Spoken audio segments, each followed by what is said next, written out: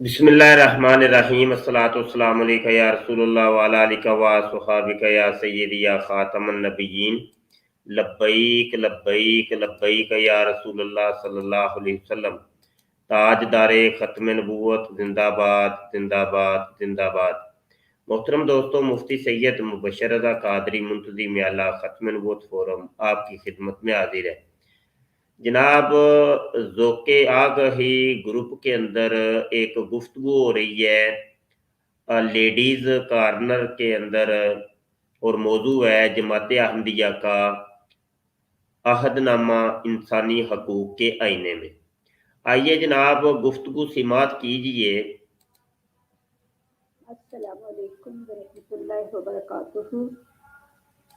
ज़ौक़े आगाही के अजीज़ साथियों, जैसा कि हम अनाउंस कर चुके हैं, हमारे प्रोग्राम का टाइम है और ये लेडीज़ कॉर्नर के ज़ेरे तमाम ये प्रोग्राम हो रहा है और सभी एडमन्स और इसमें हिस्सा लेंगी इंशाल्लाह। और मौजू है इसका जमात अहमदिया का अहदनामा इंसानी हुकूक के आईने में।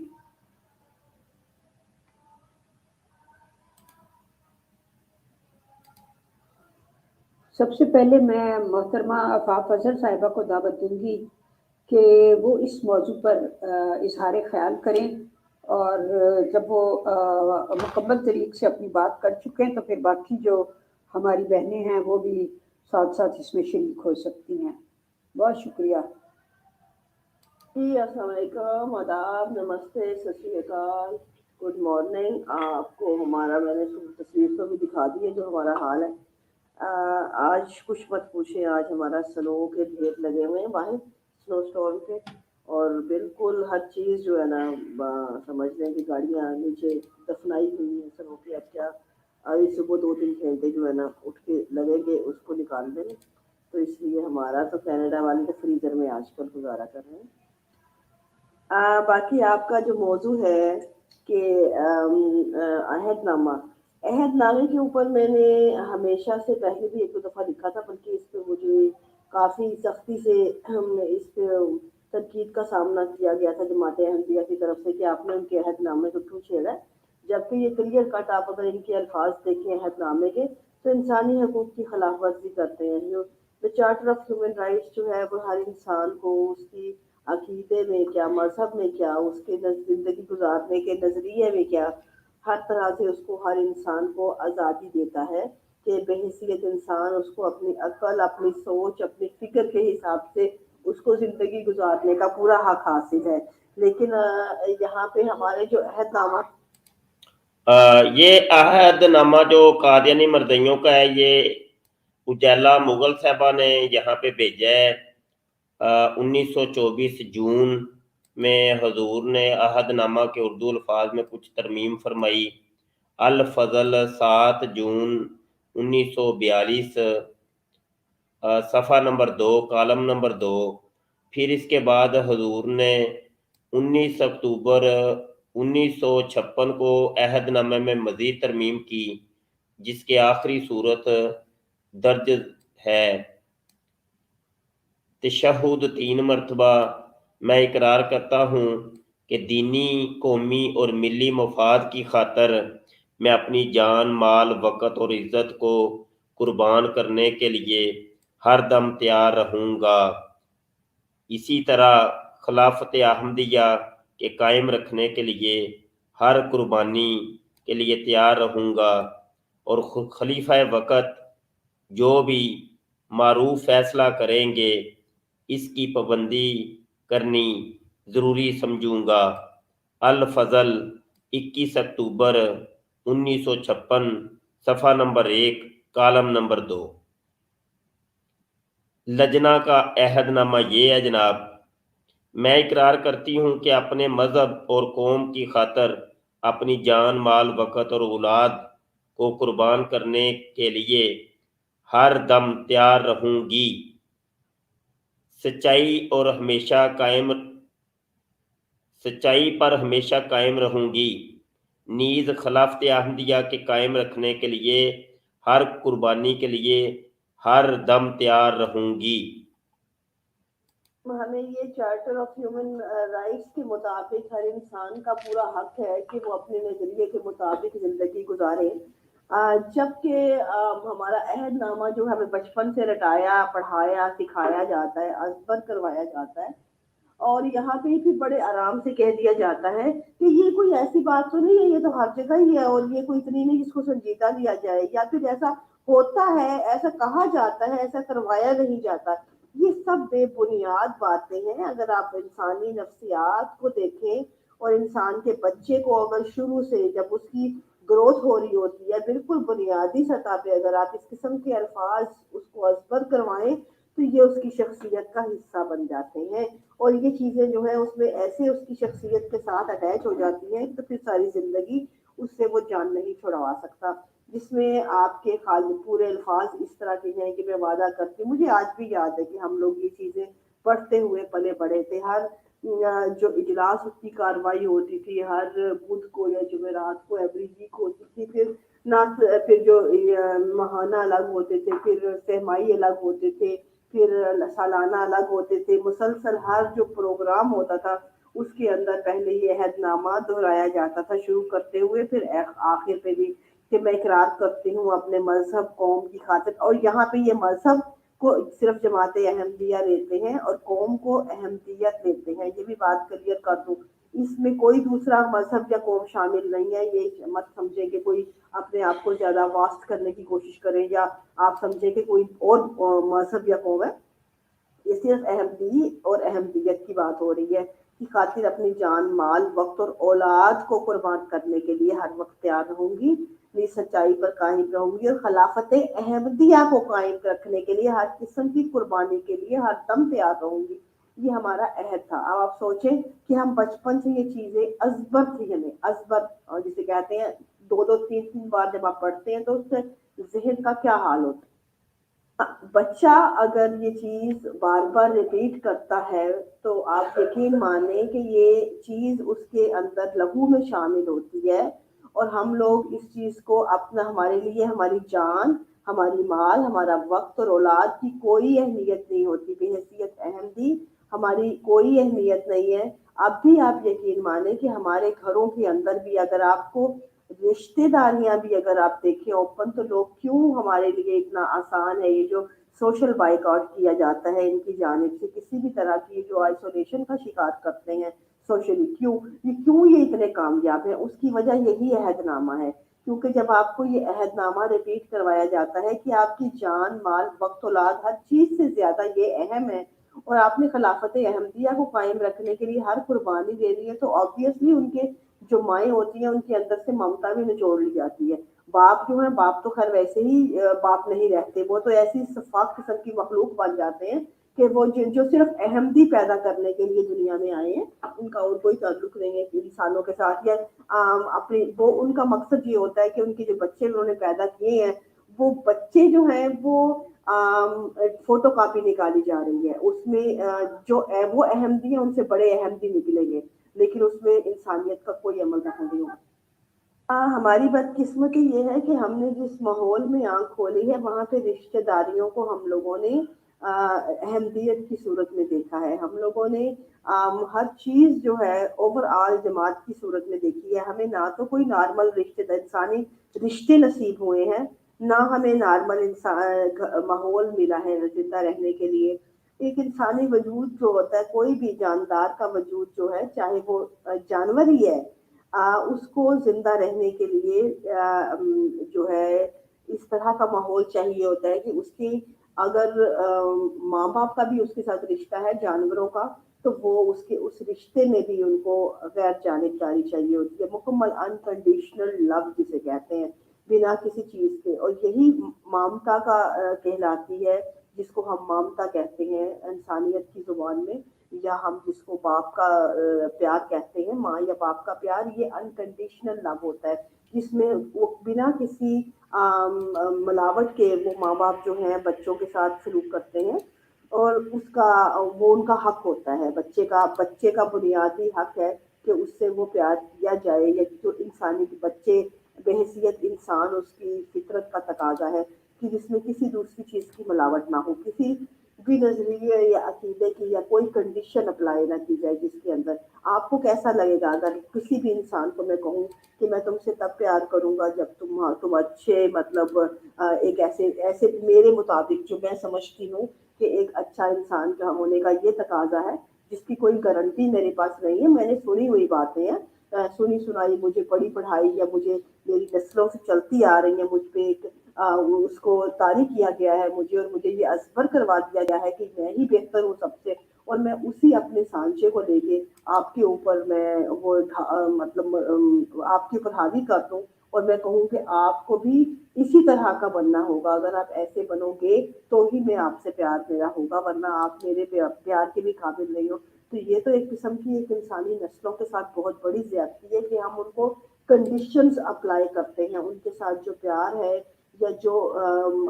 انکنڈیشنل ہونا چاہیے فطرتاً، جو انسان کی فطرت کا تقاضا ہے وہ ہم اس میں کنڈیشن جب ڈال دیتے ہیں تو پھر ہم فار دا لانگ رن اس کے نتائج ایسے نکلتے ہیں کہ ہمیں وہی بچے جب بڑے ہوتے ہیں تو وہ بھی ہمارے ساتھ وہی سلوک کرتے ہیں بات بے بات جو ہم نے ان سے کیا ہوتا ہے۔ اگر ہم یہی کنڈیشنز ان کے آگے رکھتے ہیں آج جب وہ چھوٹے تھے تو انہوں نے انکنڈیشنل لو تو دیکھا ہی نہیں نا، ان کو تو کنسپٹ ہی آپ نے ختم کر دیا نا کہ پیار جو ہے وہ بنا کسی کنڈیشن کے بھی ہو سکتا ہے، ہونا چاہیے جو کہ ہماری فطرت ہے۔ اب یہ بات تو پیار کی ہے، باقی بات جو ایک بچے کی فطرت کا تقاضا ہے۔ اب دوسری بات دیکھیں، وقت آپ کی وقت وہ جو ہے وہ ایسے لے لیا جاتا ہے کہ آپ کا کوئی بھی وقت ہو کسی بھی ٹائم جماعت کے لیے آپ کو بلایا جائے تو آپ ہر چیز پیچھے چھوڑ کے آپ آگے جائیں گے اور اس پہ بڑا فخر کیا جاتا ہے، جبکہ یہ آپ کی ترقی کی راہ میں سب سے بڑی رکاوٹ کریٹ کرتا ہے۔ چاہے کوئی دوسرا انسان جتنا بھی اس کا عقیدے کی مثال دے کہ نہیں نہیں جماعت یہ جو جتنی اللہ میاں برکت دیتا ہے یہ سب وہ ٹکوسلے ہیں کہ جو آپ نے پیدا ہوتے سنتے آئے ہیں، لیکن اس کی کوئی دلیل نہیں ہے، یہ جذباتیت ہے، یہ جذباتیت کریٹ کی جاتی ہے آپ کو ان چیزوں سے ہٹانے کے لیے، اس کی کوئی دلیل نہیں ہے۔ چاہے آپ کسی بھی سطح پہ چلے جائیں، اگر آپ نے انسانوں کی طرح ان چیزوں کو دیکھنا ہے جج کرنا ہے تو آپ کو یہ حقائق سے آئی سے جذباتیت میں دوسری وہ چیزیں ملیں گی، ان کی کوئی بنیاد نہیں ہے۔ لیکن اس سے ہٹ کے آپ کی وقت بھی لے لیتے ہیں، مال تو خیر ان کا ایسا ہے کہ آپ کا مال ہے ہی نہیں،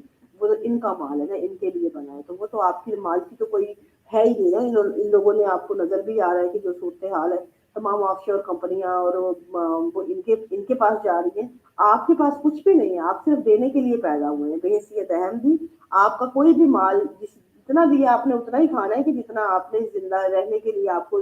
جو 3 وقت کا درکار ہے، ادروائز روٹی کے لیے باقی تمام مال آپ کا، آپ پیدا ہی مال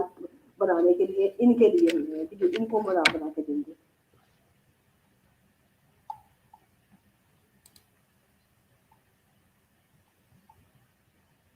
جان کی اہمیت بھی دیکھ لیں، جان کی اہمیت نہیں ہے، پیار کی کوئی نہیں ہے کنڈیشن، رشتوں کی نہیں ہے،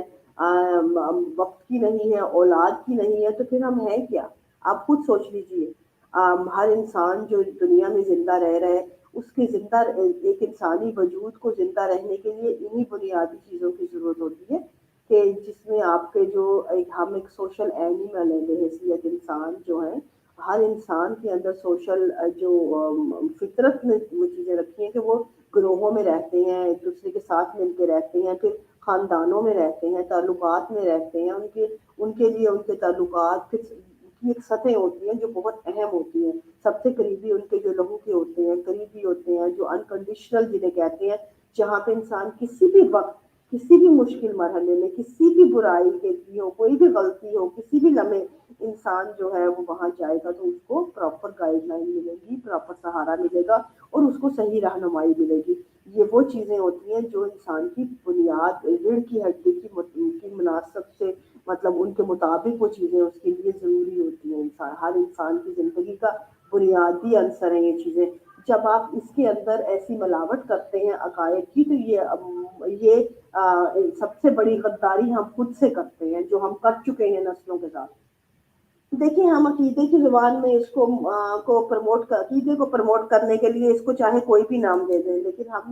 ہمارے پاس ایک پیمانہ ہوتا ہے ان چیزوں کو جج کرنے کا، وہ ہے ہماری اپنی فطرت کا پیمانہ، جو انسان کی جو نیچر ہے جو ہمیں جو اس کی ضروریات ہیں بنیادی فطرت نے رکھی ہوئی، ہم اس ہر پیمانہ اس کے ساتھ جج کریں گے. جو چیز اس کے ساتھ کانٹروڈکٹ کرے گی وہ ہم اس کو معیاری نہیں تصور کریں گے. سمپل میرا تو یہ پیمانہ ہے، جو چیز بھی انسان کی فطرت کو رد کرتی ہے اور اس کی جگہ پہ ایک نئی چیز کریٹ کرتی ہے جو فطرتاً مختلف ہے ہماری جو ہمیں ہونا چاہیے، تو ہم اس کو غیر معیاری اور ہم اس کو نہیں مانیں گے. میں آپ کو سائڈ پہ کروں گی. میرا تو سمپل سے یہ پیمانہ ہے اور اس کی روح سے میں بات کرتی ہوں. میں نے جو بھی ابھی تک باتیں کی ہیں کہ یہ ہماری فطرت کے خلاف ہیں چیزیں ساری جو ہم پہ مسلط کی گئی ہیں، اور اس کو باقاعدہ ایسا پروموٹ کیا گیا ہے، ایسے خوبصورت انداز میں جسے کہتے ہیں نا، بڑی پیکیجنگ خوبصورت کر کے وہی مال دیا گیا ہے جو مال اب ثابت شدہ ہے. پہلے ہوتے تھے، پہلے بھی یہی عقائد کا یہی معیار تھے. یہ نہیں کہ اب بھی وہی، اب پہلی دفعہ یہ ایسا معیار بنا ہے، یہ ہمیشہ سے یہی معیار رہے ہیں. لیکن اب کیونکہ بات سوال یہ اٹھتے ہیں کہ اب ہمارے پاس تعلیم ہے، اب ہمارے پاس وہ چیزیں ہیں جو ہم معیار ہیں جو ہم جج کر سکتے ہیں، اور جو چیزیں غیر معیاری ہیں ان کو سائڈ پہ کر سکتے ہیں. لیکن اس کے باوجود بھی کہ ہمارے پاس معیار موجود ہے، ہم ان کو پراپر اس کے ساتھ گائیڈ لائن لے کے سمجھنے کی بجائے ہم اپنے انہی پرانے جو گھسے پیٹے عقائد کے نظریات ہیں انہی پہ مسلط رہیں اور ہم کہیں کہ نہیں وی آر رائٹ، تو پھر ہم لوگ جو ہے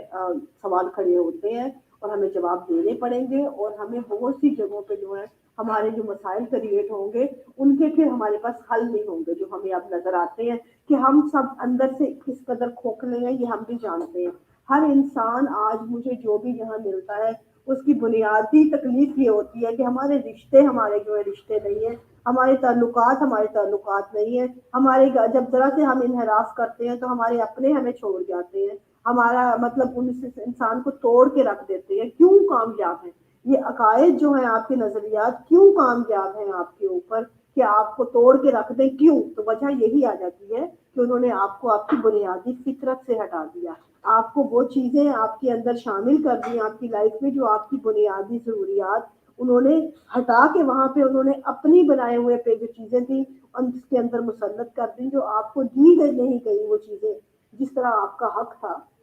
تو آپ کو ایک ریبورٹ بنا دیا انہوں نے جس کو وہ استعمال کر سکیں لیکن آپ جی نہ سکیں. یہ آپ کی زندگی ہے، آپ اس کو جینے کے قابل نہیں رہے، میں ہوں یا آپ ہوں. بحیثیت ایک عقیدت مند ہم اپنی زندگیاں جینے کے قابل نہیں رہے. ہمیں ایک ربوٹ بنا کے انہوں نے استعمال کرنے کے لیے اپنا ایک وہ پروڈکٹ بنایا ہے جو ہم پروڈکٹ کی شکل میں ہیں اب. اور جہاں جہاں پھر ہماری فکر پر مارتی ہے، عقل ہمیں سوال اٹھاتی ہے، تو پھر وہ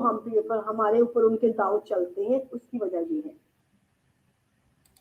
السلام علیکم. میں آپ لوگوں کا سارا پروگرام سن رہی ہوں، تو گلا بھی میرا پورا تو ٹھیک نہیں ہوا، لیکن میری کوشش پوری ہے کہ میں پروگرام کا حصہ بنی رہوں. جی، پروگرام کا نام ہے عہد نامہ. تو ہمارا لجنہ کا عہد نامہ اس طرح سے ہوا کرتا تھا: میں اقرار کرتی ہوں کہ اپنے مذہب اور قوم کی خاطر اپنی جان، مال، وقت اور اولاد کو قربان کرنے کے لیے ہر دم تیار رہوں گی، سچائی پر ہمیشہ قائم رہوں گی، نیز خلافت احمدیہ کے قائم رکھنے کے لیے ہر قربانی کے لیے ہر دم تیار رہوں گی. اس سے پہلے ہمیں 3 دفعہ اشہد ان لا الہ الا اللہ وحدہ لا شریک لہ واشہد ان محمدا عبدہ ورسولہ یہ پڑھنا پڑتا تھا. جب میں نے اس عہد نامے پر غور کیا تو اس میں مذہب جو میرے دماغ میں آتا تھا، میں ہمیشہ اس کو اسلام گردانتی تھی کہ میرا مذہب اسلام ہے. لیکن جب میں پریکٹیکل کرتی تھی تو اسلام مذہب کی پریکٹس نہیں کرتی تھی، میں احمدیت کی پریکٹس کرتی تھی جو ٹوٹلی ڈیفرنٹ ہے. اسلام کے اندر نہیں آتا. ان کی سوچ، ان کی ذہنیت، ان کا رہن سہن، ان کا جو طریقے،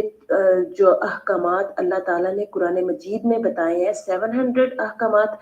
ان سے بالکل مختلف ہے. تو اس کا مطلب ہے کہ مجھے بتایا گیا تھا کہ میرا مذہب اسلام ہے، لیکن یہاں پر جو مذہب جس کی میں پریکٹس کر رہی تھی وہ احمدیت کی پریکٹس کر رہی تھی. سب سے پہلا جھوٹ اور منافقانہ رویہ اس عہد نامے میں میرے مذہب کے ساتھ مجھے کتنا زیادہ اختلاف ہوا. مجھے جی अस्सलाम वालेकुम वरहमतुल्लाहि वबरकातुहू। सबसे पहले तो मैं ये बात करूँगी कि इस्लाम के अंदर अपने पास से कोई भी चीज़ शामिल कर लेना, ये इस्लाम में इसकी इजाज़त नहीं है। जमात अहमदिया में बहुत सारी चीज़ें इन्होंने अपने पास से जमात में शामिल करनी है, इस्लाम में शामिल करने की कोशिश की है। जैसे कि चंदे और ये अहदनामे के अंदर जो भी चीज़ों का ज़िक्र है, जैसे जान, माल, वक़्त और औलाद, ये इन्होंने अपने पास से शामिल करने की कोशिश की है। इसके ऊपर एक-एक करके मैं बात करूँ।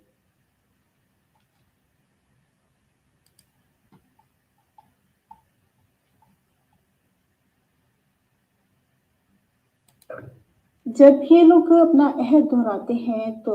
ये अहदनामा पढ़ते हैं, उसमें वो ये है, मैं इकरार करती हूँ कि अपने मज़हब और कौम की खातिर अपनी जान, माल, वक़्त और औलाद को कुर्बान करने के लिए हरदम तैयार रहूँगी, सच्चाई पर हमेशा कायम रहूँगी, नीज़ खिलाफत अहमदिया के कायम रखने की खातिर हर कुर्बानी करने के लिए तैयार रहूँगी। तो अभी आप मुझे ये बताएँ कि इनमें से कौन-सी चीज़ है जो कि इस्लाम के मुताबिक है और इस्लाम ने ये हमें हुक्म दिया है कि हम ये सब कुछ करें?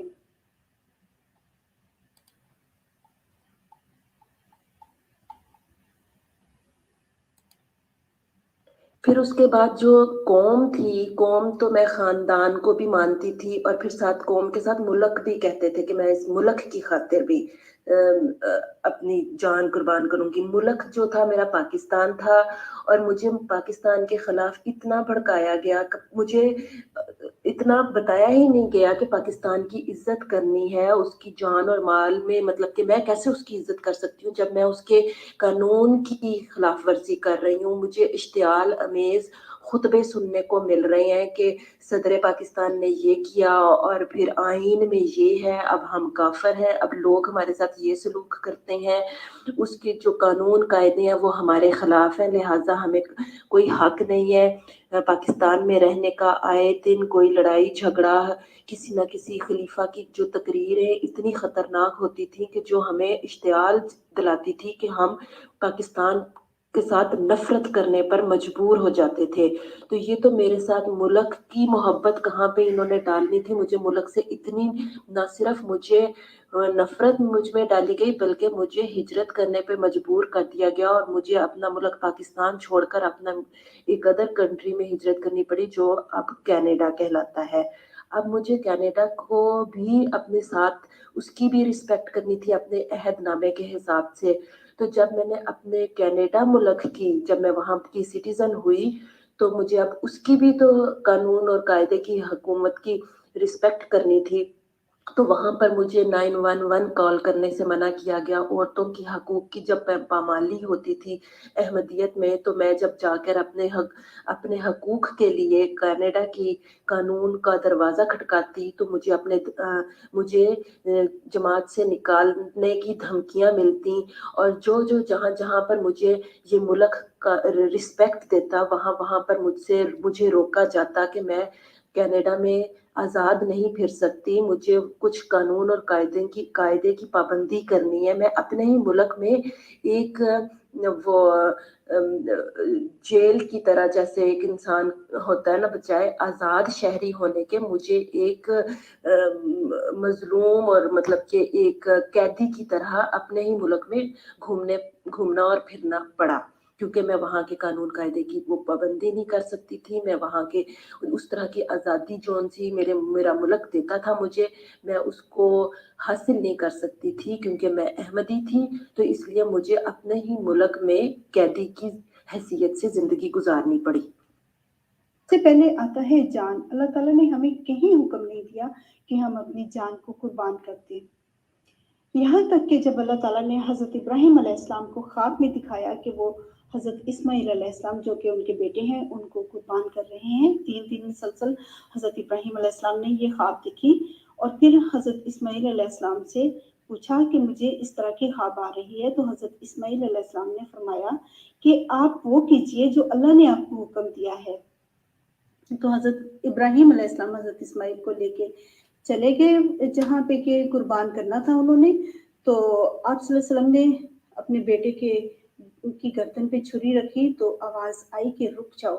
और पास एक बकरी का बच्चा उन्होंने देखा और अल्लाह ताला ने फरमाया कि इसको कुर्बान करो, अपने बेटे को कुर्बान मत करो। यानी कि अल्लाह ताला ने हज़रत इब्राहीम अलैहिस्सलाम को कुर्बानी से रोक लिया और अपने मतलब कि कुर्बानी से रोक लिया और एक बछड़े की या बकरे की कुर्बानी का हुक्म दिया। अब जहाँ तक आती है माल की कुर्बानी, तो माल की कुर्बानी में सबसे एक ज़रूरी चीज़ जो है वो है ज़कात, और दूसरी एक ज़रूरी चीज़ जो मुझे याद आ रही है वो फ़ितराना है। ज़कात और फ़ितराना, इसके अलावा एक कुर्बानी है जो ईद उल अज़हा में दी जाती है, वो भी जिसकी हैसियत होती है। तो ज़कात जो है, ज़कात के अंदर भी आपको सिर्फ उसी के ऊपर ज़कात फ़र्ज़ है जिसके पास निसाब के मुताबिक दौलत मौजूद हो, जैसे कि 7.5 तोले सोना उसके पास हो या 52 तोले चांदी, या इसी मालियत में कुछ आपके पास जमा हो और उसके ऊपर 1 साल गुजर चुका हो और आपके पास वो पड़ा हो अपनी ज़रूरत के अलावा, इसके ऊपर 1/40% आप ज़कात दे सकते हैं। इससे ज़्यादा ज़कात का भी हुक्म नहीं है। और फ़ितराना वो है जब रमज़ान में आप ईद मनाने से पहले गरीबों को कुछ देते हैं, और वो भी बहुत थोड़ा सा है। वो ये है कि एक पर्सन का 3 किलो आटा के बराबर पैसे वो किसी गरीब को दें ताकि वो भी आपके मुताबिक आपके जैसे वो ईद मना सके। ईमान का मतलब ये हुआ कि जहाँ पर मैं पली बड़ी, मेरे वालिदैन, मेरे माँ बाप, मेरे बहन भाई, मेरे अजीज रिश्तेदार जिन्होंने मुझे पाला बड़ा किया, जिन्होंने मुझे देखा, मेरा किरदार देखा, मैं कैसी थी, मुझे बचपन से लेकर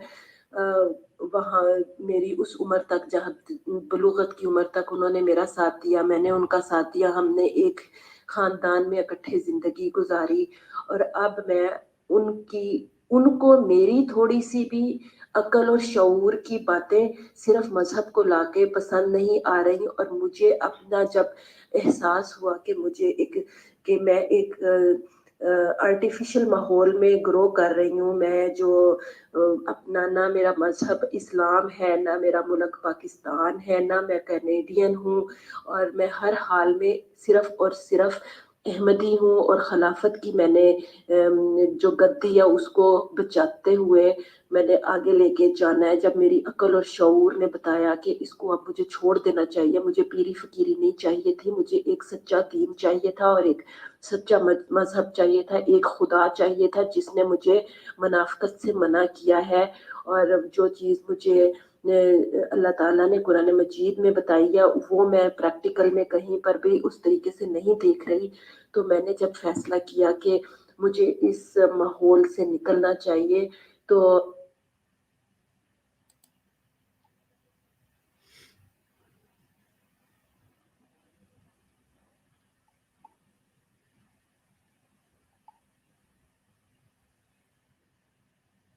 ईमान का मतलब ये हुआ कि जहाँ पर मैं पली बड़ी, मेरे वालिदैन, मेरे ये जो ढेरों ढेर चंदे लेते हैं और ये कहते हैं ये जरूरी चंदा है, ये फर्ज चंदा है, आपको लाजमी देने हैं।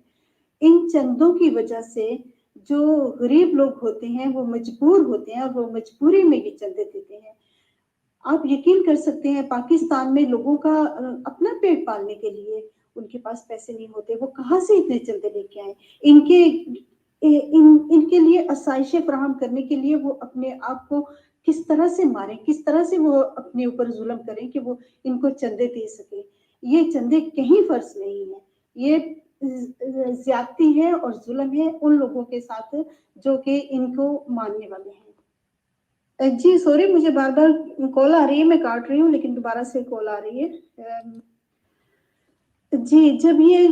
बात करते हैं औलाद के कुर्बान करने की, तो ये जमात ने जो अहदनामे तैयार किए हुए हैं ये इसीलिए तैयार किए हैं कि इनके जो रिश्ते हैं ये इनकी औलाद तक ये कुर्बान करते हैं और हमारे लिए कुर्बानियां करते हैं। अब रहा मेरा फाइनेंशियली सिस्टम और औलाद, मैंने खाना पकाना है या मैंने अपनी औलाद को एक हक हलाल की रोज़ी प्रोवाइड करनी है। यहाँ पर मैं जब मूसी बनी, या इतने चंदों की लंबी लिस्ट थी कि मैं जितना कमा के लाती थी उसमें से आधा चेक तो मेरा चंदों, मस्जिदों और इनकी बिल्डिंग्स में चला जाता, اور ان کے عیش و عشرت کے نظام پر چلا جاتا اور جا کر ان کی پگڑیوں پہ میں سونے کی تاروں کی طرح میرا پیسہ لٹک رہا ہوتا، اور پھر ان کے پروٹوکول میں میرا پیسہ چلا جاتا، اور پھر ان کے کنجر خانے کو بنانے میں میرا پیسہ صرف ہوتا، اور ان کی بیلیں کرانے میں میرا پیسہ جب صرف ہوا تو مجھے اپنے پیسے سے بھی پھر نفرت ہو گئی کہ میں کس لیے کما رہی ہوں، کہ اس لیے کما رہی ہوں کہ میں اپنے اولاد پر وہ خرچ کرنے کی بجائے میں ان کے کنجر خانے پہ خرچ کر رہی ہوں۔ یہاں پر مجھے ایک انتہائی بہت ہی بڑا شوق پہنچا ایز اے لجنہ ہونے کے ناطے کہ میں اپنی اولاد کے لیے کچھ نہیں کر سکتی، کچھ بھی نہیں کر سکتی، اور جو میرا بنا بنایا گھر تھا وہ تو انہوں نے اس لیے توڑ دیا کہ میں نے عقل اور شعور کو اپنے ساتھ لاتے ہوئے جب سوال اٹھائے تو میرے ہسبینڈ نے کوسچن کرنے سے مجھے منع کر دیا اور مجھے پاگل قرار دے دیا۔ تو اس لحاظ سے میرے ہسبینڈ سے بھی پھر اس عہد نامے کی وجہ سے مجھے شرمندگی اٹھانی پڑی کہ یہ عہد نامہ ایک عورت کے لیے ہرگز اس کا ایک نیچرل پروسیجر نہیں ہے کہ ایز اے ماں ہونے کے ناطے، ایز اے بہن ہونے کے ناطے، ایز اے بیوی ہونے کے ناطے، ایز اس معاشرے کی جو ماں کا کردار ہوتا ہے کہ معاشرہ بناتی ہے، معاشرہ ساز ہے، اس طریقے سے یہ عہد نامہ جو ہے ایک عورت کے منہ پر لعنت ہے۔ یہ مجھے سمجھ آئی کہ یہ اس حد تک لعنت ہے کہ یہ عورت کو عورت کیا انسان بنانے کے قابل ہی نہیں ہے، اور نہ عورت اس عہد میں اس طرح سے جکڑی جاتی ہے کہ وہ اپنی اولاد کی تربیت اس طرح سے نہیں کر سکتی، اور وہ اتنی زیادہ اس عہد کے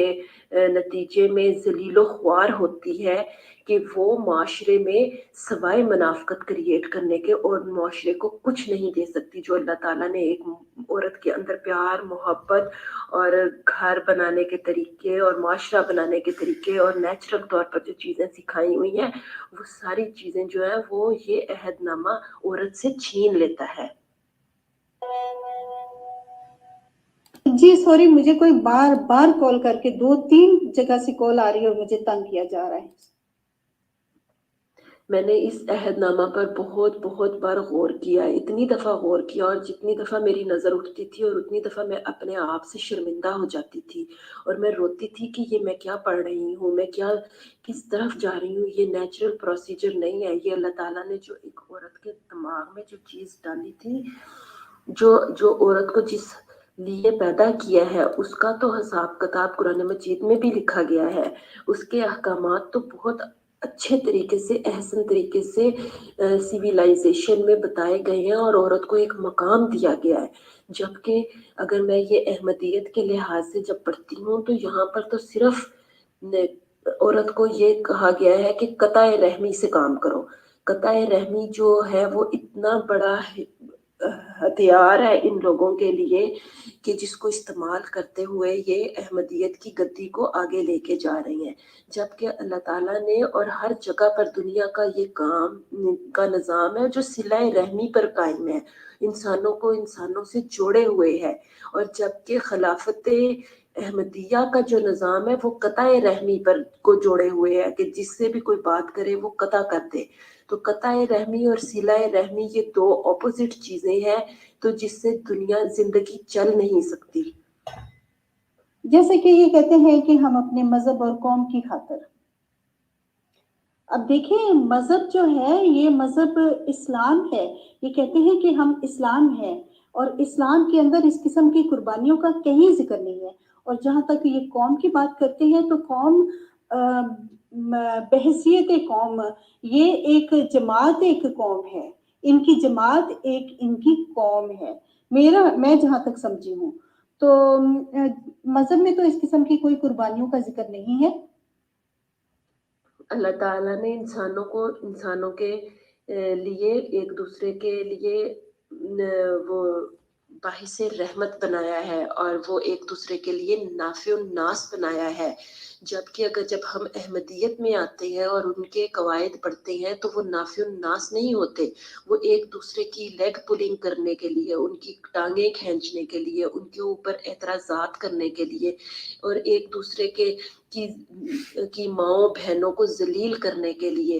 یہ قانون بنے ہوئے ہیں جو احمدیت میں قانون ہے، اور ملک کے ساتھ غداری کے قانون بنے ہوئے ہیں، ملک کے قانون کے ساتھ غداری اور ملک میں اشتعال پیدا کرنے کے، اور اس کے جو ساتھ لوگوں کو ہمسایوں کے ساتھ امن اور پیار اور محبت سے رہنے کے سلوک کے جو ہمیں بتائے گئے ہیں، اس سے قطع نظر اس کا تو بالکل بھی ان کو نہیں، مطلب کہ ان کو کچھ بھی اس چیز کا علم نہیں ہے، صرف اور صرف وہ اصول اپناؤ جو خلافت نے ہمیں بتائے ہیں، جو خلیفہ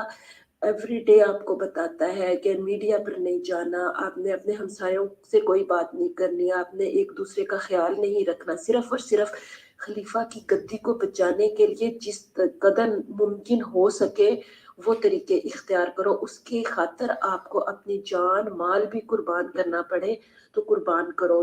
خلیفہ کی گدی کو بچانے کے لیے اگر آپ کو ملک بدر ہونا پڑے، اولاد کو قربان کرنا پڑے، تو بھی آپ اس سے گریز نہ کریں۔ یہ مجھے خلافت احمدیہ کا عہد نامہ اینڈ پر سمجھ آیا۔ جی، تو جہاں تک جان کی قربانی کا ہے تو اسلام میں کہیں پہ بھی جان کی قربانی کا ذکر نہیں ہے کہ آپ اپنی جان قربان کر دیں، کہیں پہ بھی اس طرح کا کوئی ذکر نہیں ملتا۔ تو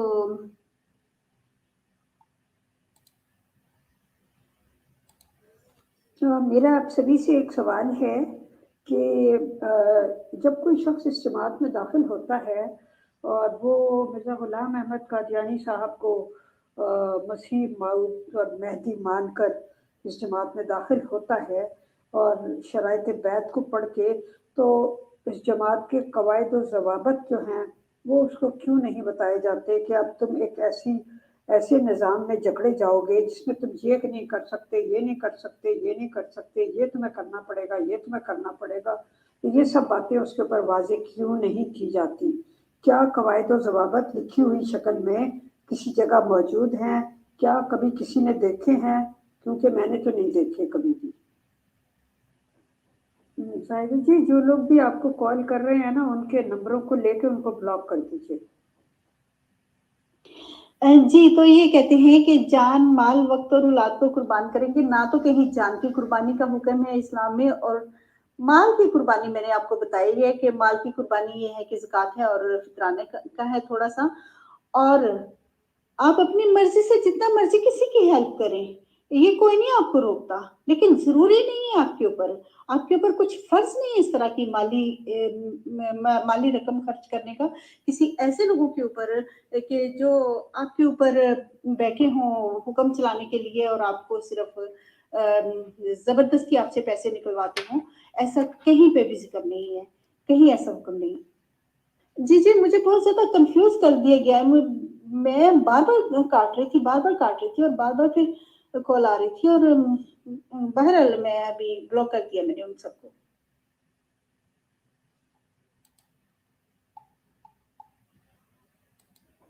یا ان نمبرز کا اسکرین شاٹ ذرا یہاں شیئر کر دیجئے تاکہ ان کو گروپ سے ریموو کر دیا جائے، کیونکہ جن لوگوں کو اتنا بھی آداب نہیں ہے کہ پروگرام کے دوران کال نہیں کرنا، بار بار یہ بتایا جاتا ہے، اناؤنسمنٹ کے نیچے بھی لکھا جاتا ہے، تو ان کو ریموو کر دینا چاہیے۔ اب اگر اسلامک پوائنٹ آف ویو سے دیکھا جائے تو عورت کا کام ہے کہ اپنی اولاد کو سنبھالنا اور معاشرے میں انسانیت پیدا کرنا اور ایک دوسرے کے ساتھ صلہ رحمی اختیار کرنا، جبکہ یہ ساری چیزیں جو خلافت احمدیہ میں بالکل نظر نہیں آتی، وہ بالکل اپوزٹ ہے ان چیزوں سے۔ اولاد کی تو قربانی مانگ رہی ہے، کون سا اسلام ہے جو اولاد کی قربانی مانگتا ہے؟ اور خلافت احمدیہ اولاد کی قربانی مانگتی ہے۔ اسلام کہتا ہے کہ اپنی حق حلال کی کمائی کھاؤ۔ جب ایک کوئی بزرگ ایک غریب انسان گیا وہاں پر حضرت صلی اللہ علیہ وسلم کے پاس، اور اس نے کہا کہ میرے گھر میں کھانے کو کچھ نہیں ہے، تو انہوں نے اس کو کلہاڑا اور رسیاں پکڑا دی کہ یہ کلہاڑا پکڑو، رسیاں کاٹو اور اپنا گھر چلاؤ۔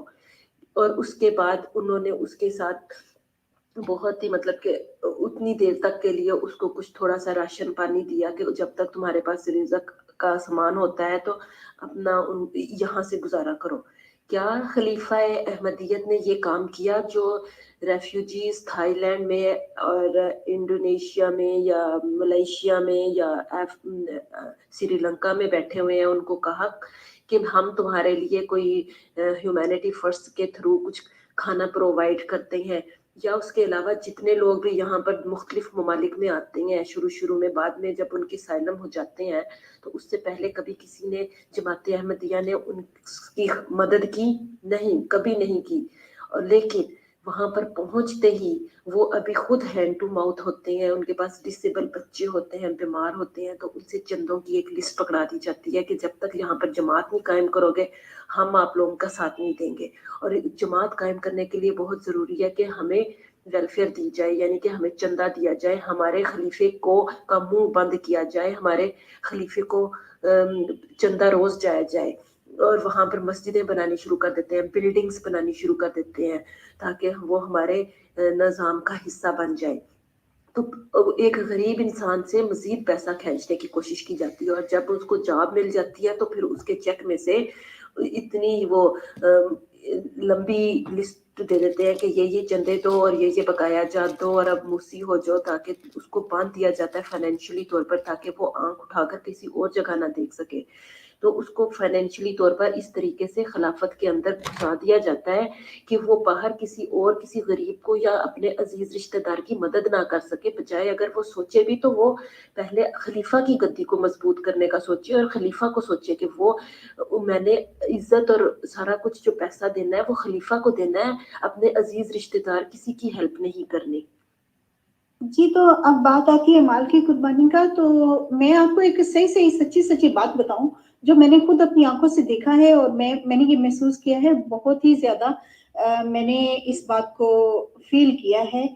कि ये लोग चंदा देते हैं, अपनी मुट्ठियों में भर भर के पैसे ये चंदे देते हैं। और एक चीज जो मैंने नहीं देखी, ज़कात के नाम पे पैसे देते मैंने नहीं देखी। और इस चीज के अंदर ही एक बड़ी ही मतलब दुख की बात है कि जब इनको पैसा देना पड़ता है ना अपने किसी गरीब रिश्तेदार को की जरूरत को पूरी करने के लिए, तो इतनी उनको बातें सुनाती है, इतनी उनकी तजलील करते हैं, तब जाके ये थोड़ा सा कुछ किसी गरीब रिश्तेदार की मदद करते हैं। बल्कि करते ही नहीं है, सब कुछ जो है वो जमात को देते हैं, और सारा कुछ जमात के आगे से बिल्कुल खुला छोड़ देते हैं, सोने तक अपने अपने जेवर तक उतार के दे देते हैं जमात को। और आपको ये बार बार याद दिलाया जाता है कि चंदा दो, चंदा दो। और अगर किसी से कहा जाए ना, कोई भी इनसे कोई शिकायत करे कि भाई हमारे तो हालात ऐसे नहीं है कि हम इतना चंदा दें, तो आपको पता है कि ये आगे से जवाब क्या देते हैं? उनको जवाब देते हैं कि अगर चंदा दोगे तो आपके हालात खुद बहुत ही अल्लाह ताला अच्छे कर देगा, कि चंदे की बुनियाद के ऊपर ही आपके हालात अच्छे होंगे, वैसे तो आपके हालात अच्छे नहीं हो सकते।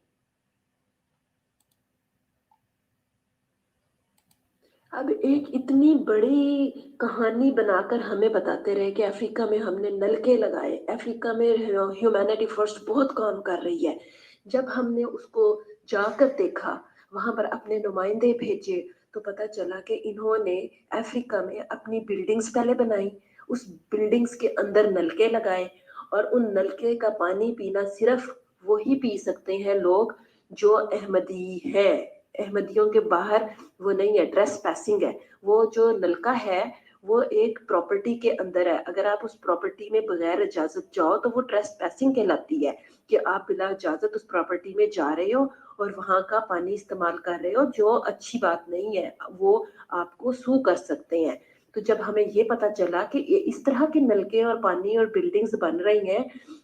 जिसके ऊपर नाम जो है प्रॉपर्टी पर अहमदियत और खिलाफत का नाम है, तो ये तो वो काम नहीं है। हजरत उस्मान ने एक नलका पानी का लगाया था, कुआं था जो पब्लिक के लिए फ्री कर दिया गया था। लेकिन यहाँ पर खलीफा अहमदियत ने अगर अफ्रीका में वो नलके लगाए हैं तो वो पब्लिक के लिए फ्री नहीं किए, वो वहां पर उन्होंने अपने नाम के अंडर लगाए हैं, ताकि अगर कोई गलती से आ जाए तो उसको सू कर दें कि तुम यहाँ पर क्या करने आए हो, हमारा पानी पीने क्यों आए हो। ये हमारे से झूठ बोलकर ہمارے سے منافقت کر کے پیسے لوٹے گئے، اور یہاں پر ہم ان کو $500 کا ٹیبل لے کر کھانا پینا، جس کے اندر کبھی کوئی فضول قسم کی فوڈ تھی، اور گیٹ ٹوگیدر رکھ دیتے تھے کہ یہ کھانا آپ نے لینا ہے، ایک ٹیبل $500 کا ہے، اور ہمارے گھر کے کئی لوگ جو ان سے ہیں وہ $500 جا کر وہاں پر کھانے کا ٹیبل ارینج کرتے اور ان کو وہ صدقے اور خیرات دیتے، اپنے خون پسینے کی کمائی دیتے، تاکہ افریقہ میں بہت ہی زیادہ ہیومینٹی فرسٹ کے طور پر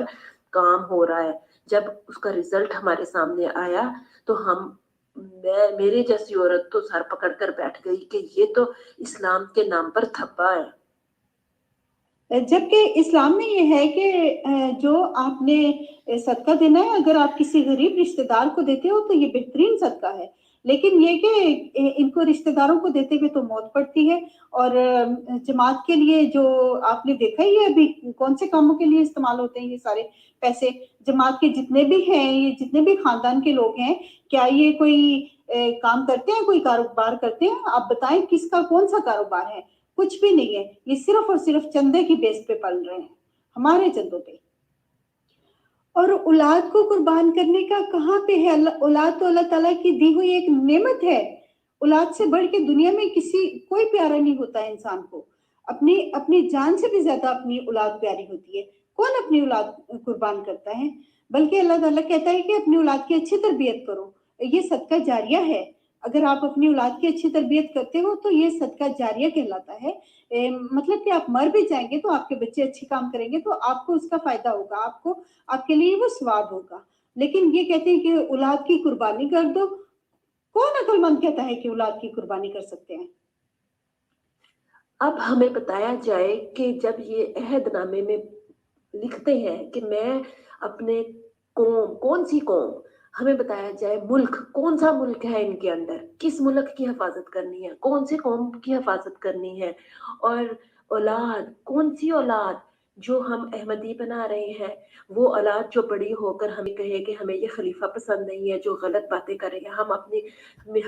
میری محبت اولاد کے لیے کہاں گئی جب میں نے اپنی اولاد کو صرف یہ بتانا ہے کہ خلافت احمدیہ سب کچھ ہے، اور جبکہ میں نے اس کو یہ نہیں بتانا کہ وجیہہ ظفر ایک مامتا ہے اس کے اندر، جو سچ بولتی ہے، جھوٹ نہیں بولتی، منافقت سے دور رہتی ہے، اس نے اپنا ایک اسلام مذہب چنا یا اس کے والدین نے اس کو دیا۔ جب ان سب چیزوں میں سے وہ ہٹ کر صرف ان کی پسند کی لمیٹڈ چیزوں پر اپنی اولاد کی پرورش کرے گی تو وہ اولاد نہیں رہے گی۔ اولاد جو ہے وہ اللہ تعالیٰ نے ایک جو انسان جب پیدا کیا ہے وہ ذہن کے لحاظ سے وہ فری ہوتا ہے، ہم نے اس کے ذہن کے اوپر، اس کے دماغ کے اوپر کھوپے نہیں چڑھانے، ہم نے اس کے دماغ کو جکڑنا نہیں ہے۔ جب وہ فری ہو کر تھنک کرے گا کہ میری ماں تو ساری عمر مجھے صرف احمدیت کے ڈھکوسلے سناتی رہی، ایک انسان کی پرستش کرواتی رہی، اس نے مجھے صحیح خدا کی رہنمائی نہیں کی، تو میں کیوں اپنی والدہ کے چلائے ہوئے اور بتائے ہوئے احکامات پر عمل کروں؟ میں وہ اس خدا کو کیوں نہ جانوں جس نے ابراہیم کو پیدا کیا، جس نے محمد صلی اللہ علیہ وآلہ وسلم کو پیدا کیا، اور جہاں سے ابراہیمک مذہب شروع ہوا، میں اس تھنکنگ کو کیوں نہیں پرموٹ کرتا؟ ہمارے بچے اس تھنکنگ کو پرموٹ کرتے ہیں جو ابراہیم کی تھنکنگ تھی۔ اور یقین کریں ان کو اپنی اولاد کی تربیت کی کوئی فکر نہیں ہوتی، نام بڑا لیتے ہیں تربیت تربیت تربیت، لیکن ان کے سامنے صرف یہ دکھاتے ہیں پیسہ پیسہ پیسہ،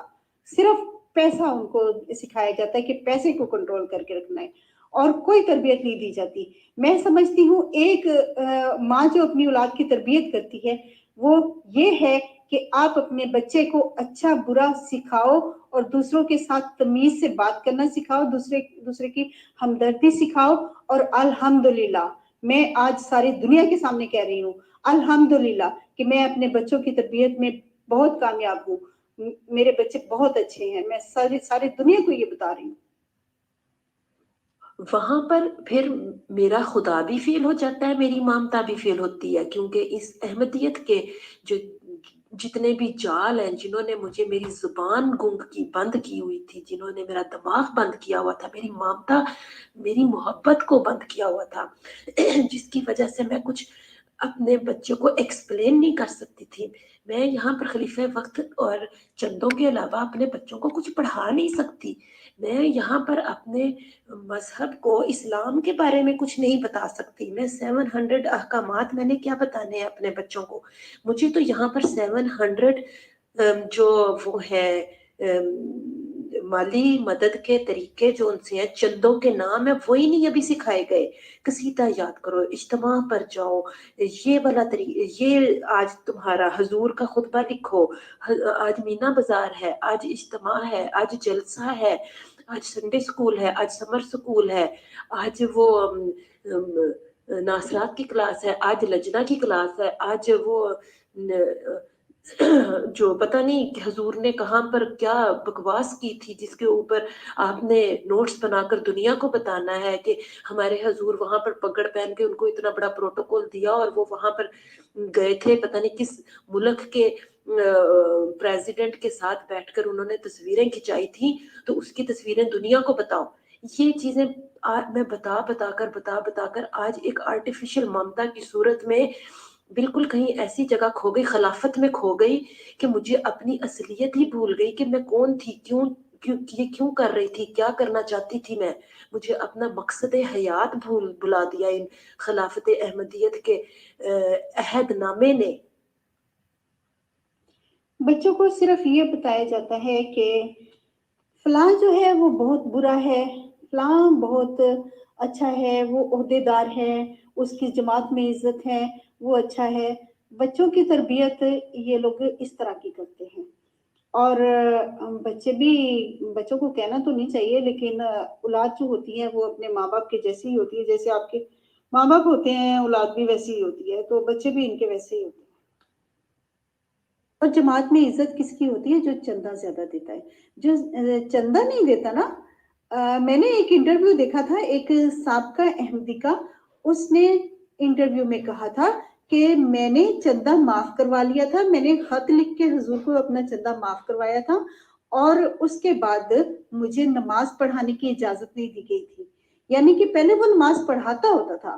امامت کرواتا ہوتا تھا، لیکن جب اس کا چندہ معاف ہو گیا تو اس نے نوٹ کیا کہ اس کو نماز نہیں پڑھانے دیا جاتا.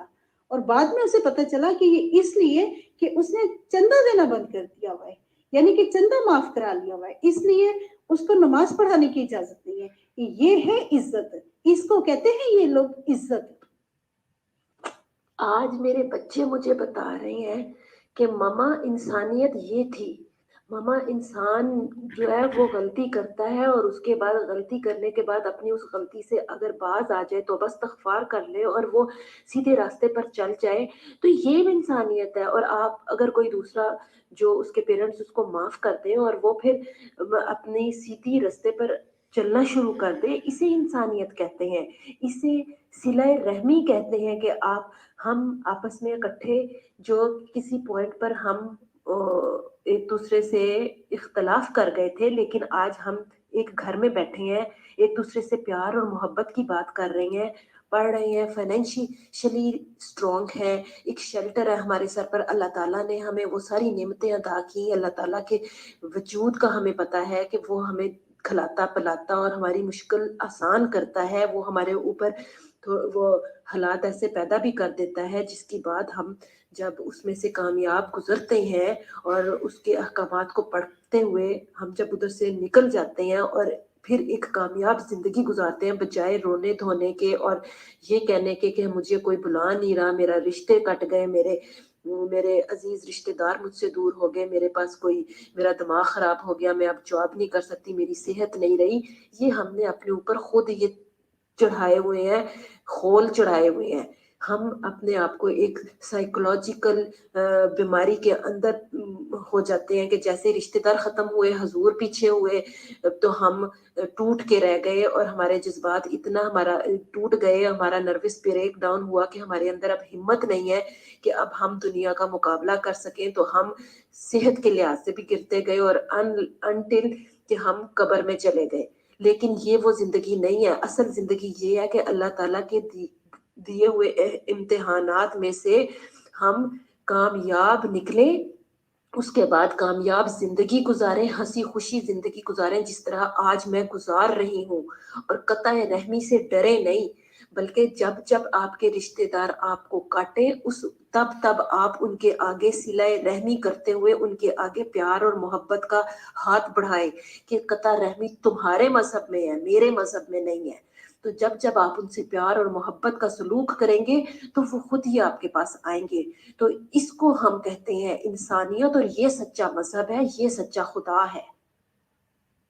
میں نے ان کو کبھی یہ کہتے ہوئے نہیں سنا کہ کسی ضرورت مند کی ضرورت پوری کریں، کوئی مستحق ہے اس کی مدد کریں۔ یہ کبھی جماعت میں یہ میں نے کہتے ہوئے نہیں سنا، صرف یہ دیکھا ہے کہ چندے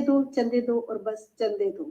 اور چندے بھی مختلف طرح کے چندے ہوتے ہیں، تحریک جدید، وقف جدید اور پتہ نہیں کون سے جدید چندے ہوتے ہیں، اور 100 مساجد کے چندے۔ یہاں پہ جرمنی میں تو یہ بھی ہے کہ 100 مسجدیں بنانی ہیں، ان کے لیے چندے دینے، اور ہر سال اس کا وعدہ لکھوایا جاتا ہے۔ اور وہ جو وعدہ لکھوایا جاتا ہے وہ تھوڑا نہیں ہوتا، 100 200 300 400 500۔ اور پھر پتہ کیا کہتے ہیں کہ 500 جو لکھوائے گا نا تو فلاں مسجد کی دیوار کے اوپر اس کا نام لکھا جائے گا۔ اور اس نام لکھنے کی وجہ سے بہت ساری عورتیں جذبات میں آ کے 500 کا لکھوا لیتی ہیں۔ میں نے بھی لکھوایا تھا اور میں نے دیا بھی تھا۔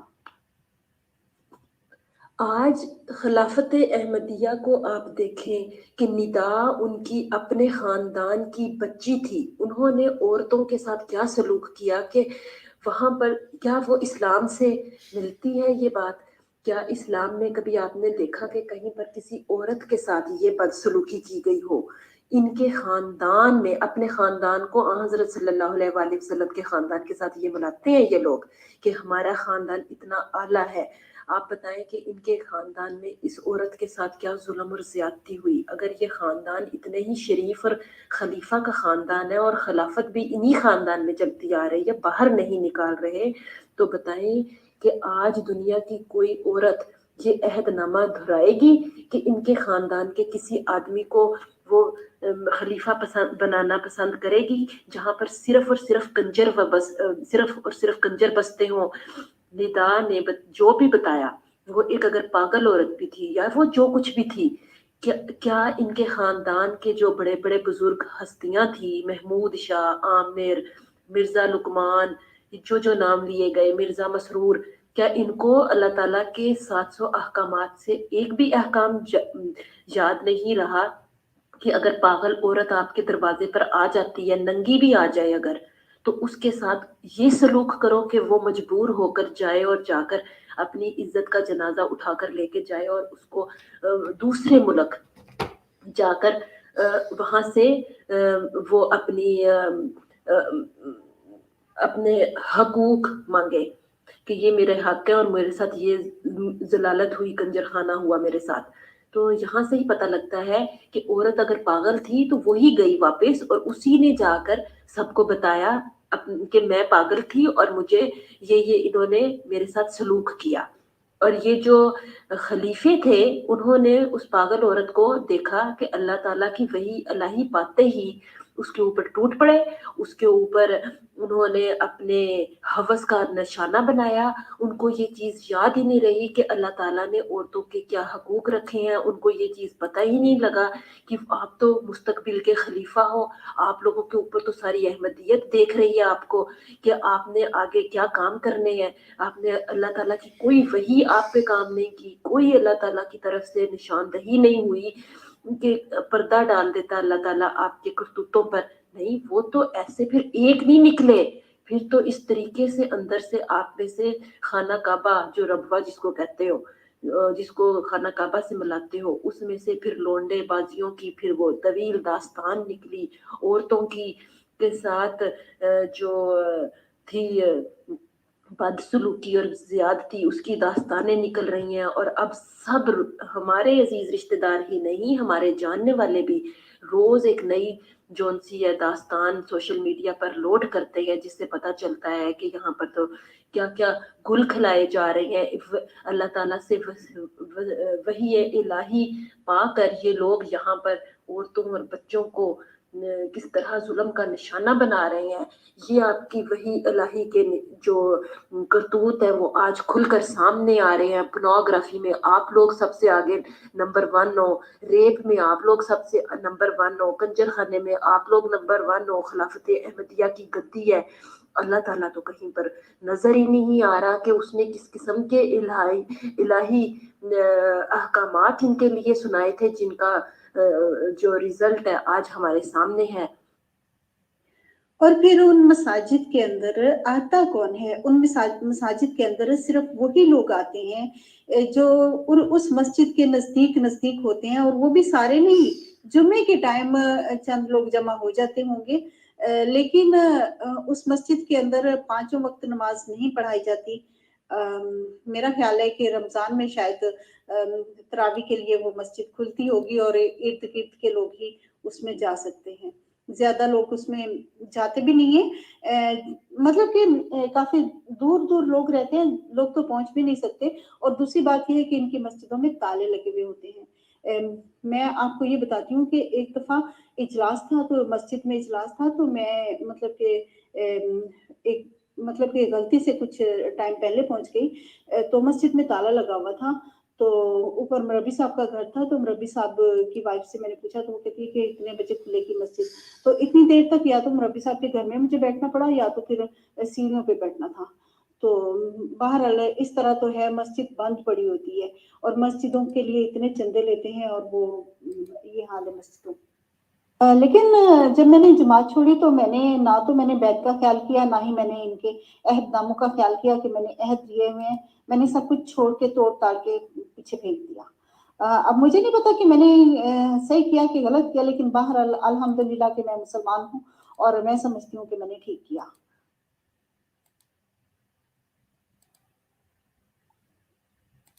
اور ایک چیز میں نے بڑی شدت سے نوٹ کی ہے یہ کہ جب آپ کے بچوں کے رشتے ہونے ہوتے ہیں نا، پتہ نہیں یہ موقع ہے یہ بات کرنے کا کہ نہیں، لیکن میں نے محسوس کیا، تو میں سمجھتی ہوں کہ مجھے یہ کر دینی چاہیے بات۔ وہ یہ ہے کہ جب آپ کے بچوں کے رشتے ہونے لگتے ہیں تو یہ لوگ دیکھتے ہیں کہ جہاں پہ آپ رشتہ کریں کسی عہدیدار کا بچہ ہو، یا پھر وہ خود بھی کوئی کسی عہدے پہ فائز ہو، تو اس کو پھر سمجھا جاتا ہے کہ یہ اچھے لوگ ہیں اور یہ اچھا بچہ ہے۔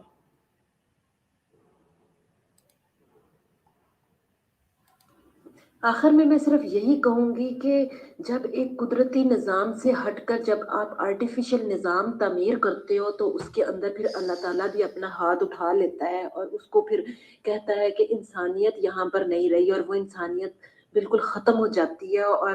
آہستہ آہستہ وہ لوگوں کے لیے ایک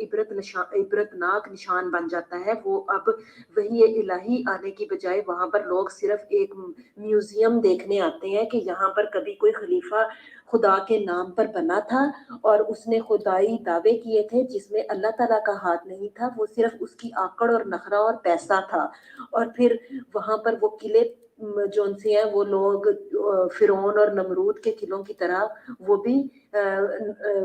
وہ نشانات جون سے تا قیامت پھر وہ رہتے ہیں، دوسروں کو عبرت پکڑنے کے لیے۔ دوسری انسانیت جو ہے وہ وہاں پر صرف عبرت حاصل کرنے کے لیے جاتی ہے، جبکہ وہاں پر وہ کوئی خوشی سے نہیں جاتے، اور وہ اپنے تسکین کے لیے یا وہی الہی کے لیے نہیں اس شہر کی طرف اپنا منہ کرتے، وہ صرف اور صرف وہاں پر عبرت حاصل کرنے کے لیے ان کا جو آرٹیفیشل نظام تھا، جو انہوں نے بنانے کی کوشش کی اللہ تعالیٰ کے نظام کو توڑ کر، تو اس کا عبرتناک انجام دیکھنے کے لیے وہاں پر لوگ جاتے ہیں، اور وہ صرف ایک وزٹنگ پوائنٹ بن کے رہ جاتا ہے، جبکہ وہاں پر کوئی انسانی زندگی کی روح نہیں ہوتی وہاں پر۔ اور یہی حال اب ربوہ اور قادیان کا رہے گا۔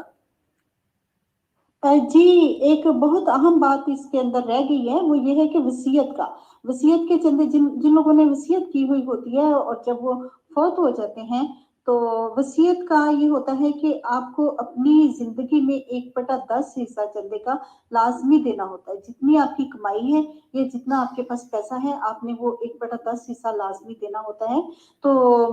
اگر آپ کے پاس ایک مثال کے طور پہ آپ جب فوت ہوتے ہیں، آپ کے پاس ایک کوٹھی ہے آپ اپنے نام پہ، وہ آپ نے چھوڑی ہے اپنی اولاد کے لیے، تو آپ کو وہ اس وقت تک دفن نہیں ہونے دیں گے جب تک کہ اس کا 8واں یا 10واں حصہ جتنا بھی وصیت کا بنتا ہے وہ ان کو نہ دے دیا جائے۔ اس کے لیے بعض لوگوں کو وہ جائیداد فروخت کرنی پڑتی ہے فوری طور پہ، اور مردے کو جو ہے امانتاً دفن کیا جاتا ہے، اس سے پہلے کہ مطلب چندہ جب تک پورا نہیں ہوتا اس کو امانتاً دفن کیا جاتا ہے، اور جب چندہ پورا ہوتا ہے، جب وہ جائیداد کا حصہ ان کو مل جاتا ہے 8واں یا 10واں، تو پھر وہ اس کو دفنایا جاتا ہے۔ یہ بات بھی میں نے بچپن سے سنی ہوئی ہے کہ اس طرح سے یہ ہوتا ہے۔ اور یہ بھی دیکھا گیا ہے کہ جب بھی کسی کا حضور یا خلیفہ جنازہ پڑھاتا ہے تو ہمیشہ صرف اس کا جماعت کے ساتھ لگاؤ دیکھا جاتا ہے، اس کا اللہ تعالیٰ کے ساتھ لگاؤ بالکل نہیں دیکھا جاتا کہ اس نے اللہ تعالیٰ کے حکم کے مطابق کیا کیا اپنی ذمہ داریاں نبھائی، نہیں، کہیں پر نہیں دیکھا گیا۔ ہمیشہ اس شخص کا دیکھا جائے گا کہ اس نے جماعت کی خاطر کتنی مسجدیں بنائیں، اس نے چندہ دیا، وہ موسی تھا، وہ وقف نو تھا، وقف جدید، تحریک جدید اور جلسے اجلاس میں کتنا پابند تھا، اور حضور کے کہنے پر کس طرح باتیں مطلب کہ ان کی جی حضوری کرتا تھا۔ آپ دیکھیں گے کہ دنیاوی لحاظ سے، یعنی کہ اس جو اللہ تعالیٰ نے دنیا میں رہنے کے حقوق بتائے ہیں اس میں وہ زیرو اور فیل تھا۔ اس نے ایک کام ویسا نہیں کیا کہ اس نے دنیا کے لحاظ سے کوئی کام نہیں کیا ہوتا کہ جس سے اس کا کوئی ہم اپنے اولاد کو اگزامپل دے سکیں کہ حضور نے کیوں اس کا جنازہ پڑھایا۔ تو انتہائی شرمندہ ہونے کا مقام ہوتا ہے اس وقت جب حضور جنازہ کسی انسان کا پڑھا رہے ہوتے ہیں اور منافقت کر رہے ہوتے ہیں، اور اسلام کے اصولوں کو چھوڑ کر اپنے اصولوں کو بتاتے ہیں کہ اس اصول کی بنا پر میں نے اس کا جنازہ پڑھایا، کیونکہ یہ میرا اتنا قریب تھا کہ اس نے میری خلافت کی گدی کو ایسے جپھا مارا ہوا تھا۔ تو یہاں پہ ایک کومنٹ ہے، یہ ستارہ نے لکھا ہے کہ عزت کی قربانی دینے کا عہد خدام کے عہد کا حصہ ہے۔ اب دیکھیں، خدام کے لیے عزت کی بھی قربانی مانگی جاتی ہے، تو اس کا مطلب ہے کہ خدام جو ہیں ان کی کوئی عزت نہیں ہے، وہ اپنی عزت بھی قربان کرتے ہیں۔ ان کی بہنیں، ان کی مائیں، ان کی بیٹیاں بھی ان کی عزت ہوتی ہیں، یعنی کہ ان سے وہ بھی قربانی مانگی جاتی ہے کہ آپ کی ماں بہن بیٹی کے ساتھ کچھ بھی ہو جائے آپ قربان کر دو۔ میرا آپ سے یہ سوال ہے کہ کیا حضور جس کا جنازہ پڑھائیں اس کا کوئی خاص فائدہ پہنچتا ہے اس کو یا اس کے رشتہ داروں کو؟ جی، آپ کا سوال بہت اچھا ہے، بہت زیادہ فائدہ پہنچتا ہے، اور ان کی جون سی پوری جماعت جون سی آؤ بھگت کرتی ہے اور ان کے آگے پیچھے پھرتی ہے، اور پھر ریفرنس کے طور پہ استعمال کیا جاتا ہے کہ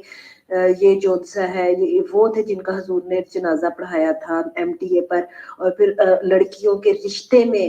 یہ ریفرنس استعمال کیا جاتا ہے، لڑکوں کے رشتوں میں یہ ریفرنس استعمال کیا جاتا ہے، ایک دوسرے کے ساتھ آپ جب مقابلہ بازی کرتے ہو تو اس میں یہ ریفرنس استعمال کیا جاتا ہے کہ یہ وہ فلانے حضور نے جو جنازہ پڑھایا تھا اس کے یہ پوتے ہیں، یہ پڑپوتے ہیں، اور اس طریقے سے وہ بابرکت وجود کہلاتے ہیں خلافت احمدیہ میں۔ اللہ تعالیٰ کے پاس جا کے بخشش کا سامان ہوئے یا نہ ہوئے، لیکن بہرحال جن کو عقل آ جاتی ہے وہ تو اس کی بخشش اس کو تو صاف کہتے ہیں کہ اے بندہ سی جن نے انہیں ریپ کیتے سی، جن نے انہیاں بڑھیاں ہنڈائیاں سی، تے جن نے یہ بیٹھ کے اس کے جنازے پہ باتیں ہو رہی ہوتی ہیں، او مائی گاڈ، ایدہ سی جنازہ پڑھ لیا غلطی نال حضور نو کسی نے جا کے اے بھی نہیں دسیا کہ ایدے پیچھے کرتوت کنے سی۔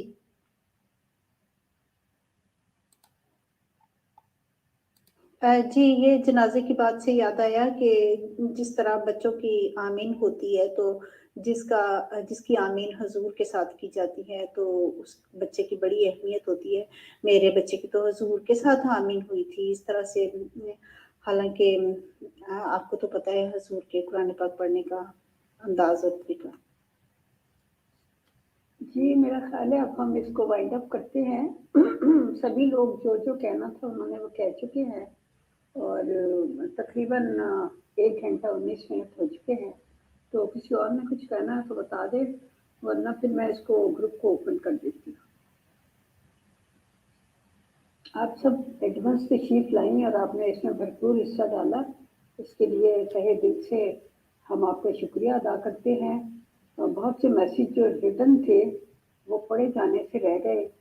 तो इसलिए वो लिंक में शायद शामिल ना हो सकें, लेकिन मुझे अंदाज़ा नहीं कि क्या उनका पढ़ना बहुत ज़रूरी है या उनको एडजस्ट कर दिया जाएगा।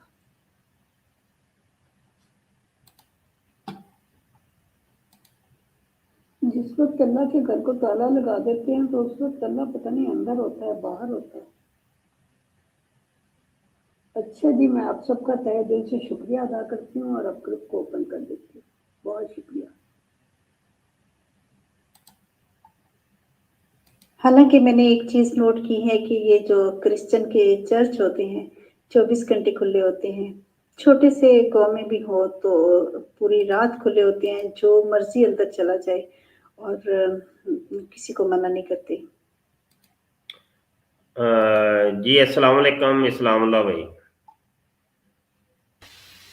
वालेकुम अस्सलाम वरहमतुल्लाहि वबरकातुहू। जी हुजूर। जनाब क्या हाल है? अल्हम्दुलिल्लाह, आप सुनाएं, आपके मिजाज शरीफ कैसे? जी अल्हम्दुलिल्लाह।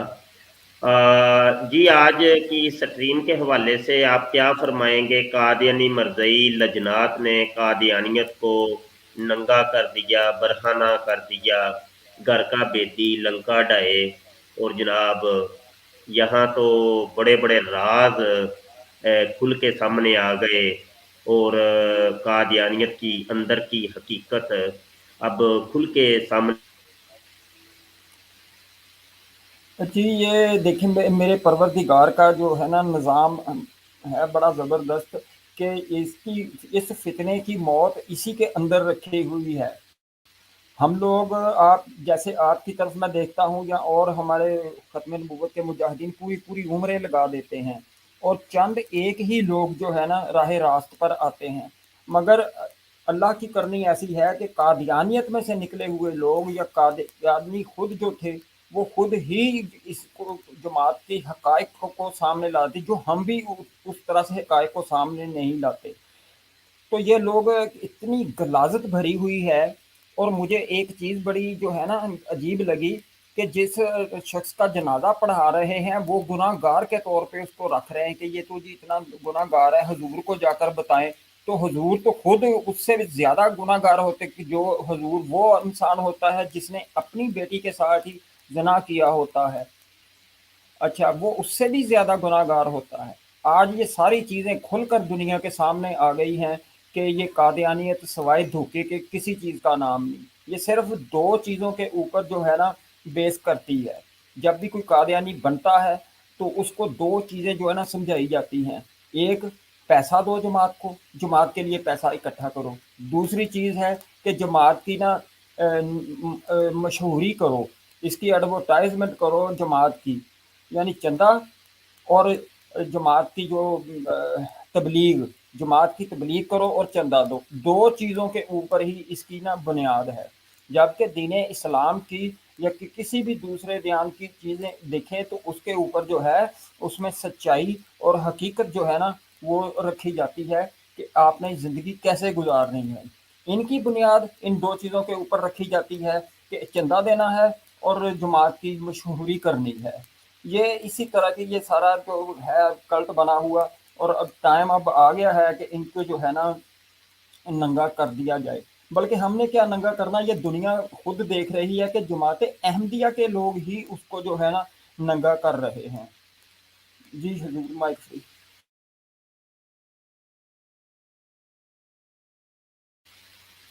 अच्छा हुजूर, मैंने आपसे एक और भी बात करनी थी कि हमें जब, क्योंकि अब अहमदियत जो है, कादियानियत जो है, ये टूट फूट का शिकार है, टूट रही है, बहुत बुरी तरह से टूट रही है।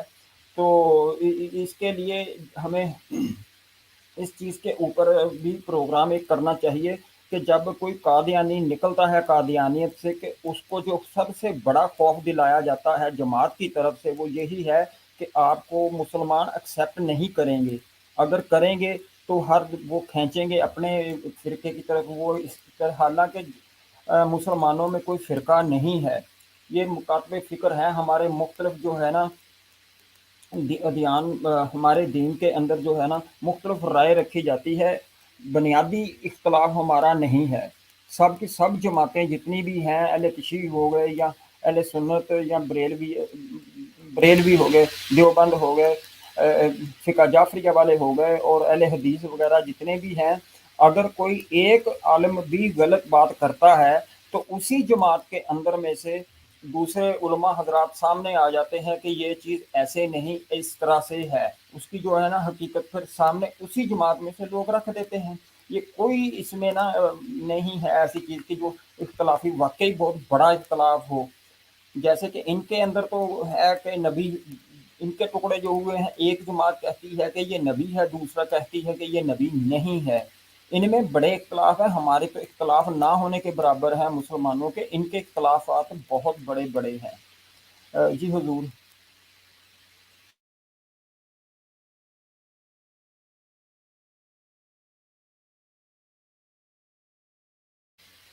जी मेरा पैगाम ख़ास तौर पे अहमदी हजरात के लिए है कि दीन इस्लाम की तरफ खुदा के लिए लौट आओ। ये मर्ज़ियत अब खुल कर सामने आ गई है, हर चीज़ आप लोगों के सामने है। ये जो शुरू से हमारे उलमा हजरात भी और दूसरे भी जो जितना बता रहे हैं, जो जो चीज़ें हमने बताई हैं, क्या आज बिल्कुल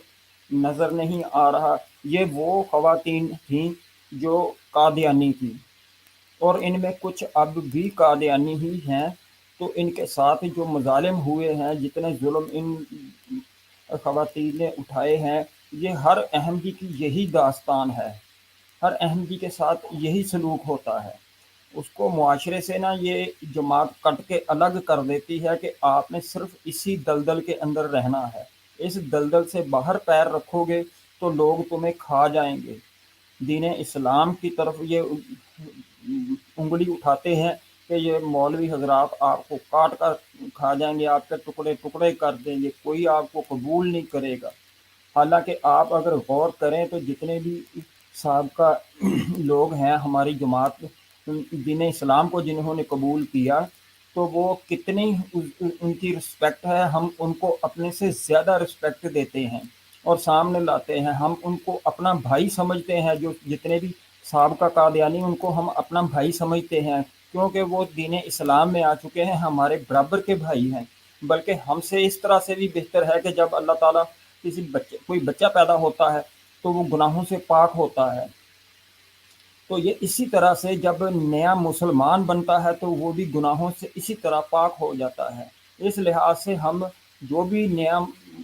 आदमी जो जमात अहमदिया को छोड़ के आता है तो हम उसकी रिस्पेक्ट इसी तरह करते हैं कि ये आदमी हमसे बहुत बेहतर है। और जब ये हम मुसलमानों में शामिल हो जाता है तो फिर उसकी तालीमात देखें कि वो कितना उसके अंदर इत्मीनान भी आ जाता है और वो कितने बेहतरीन अंदाज में बात भी करता है। जी हुजूर, आप बात करें माइक से। जी अस्सलाम वालेकुम भाई, बहुत बहुत शुक्रिया। मैं ज़ियारसुल अमीनी अर्ज़ कर रहा हूँ। शाह साहब का थोड़ा सा इशू हो गया है लाइट वगैरह का, शायद इंटरनेट का,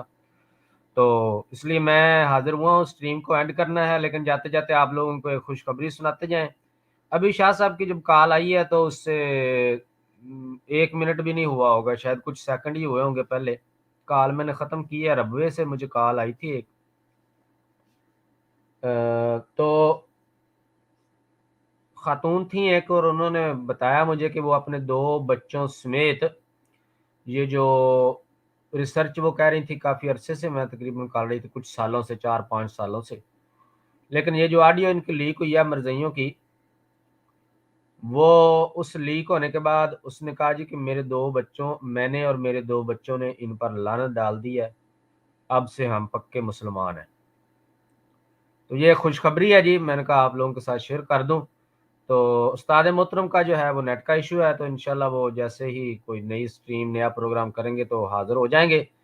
तो तब तक के लिए हम आपसे इजाज़त चाहते हैं। नारा ज़ियारसुल भाई, मुझे थोड़ा सा वक्त देने, चंद सेकंड का। हमें इस चीज़, क्योंकि अब कादियानियत टूट का शिकार है, तो इनमें जो सबसे बड़ी जो कंफ्यूजन है वो है कि हम किस फ़िरका में जाएं। हालांकि हमारे यहाँ कोई फ़िरका की कैद नहीं है, जैसा कि आपको भी पता है। आप इसके ऊपर भी बराए करम ना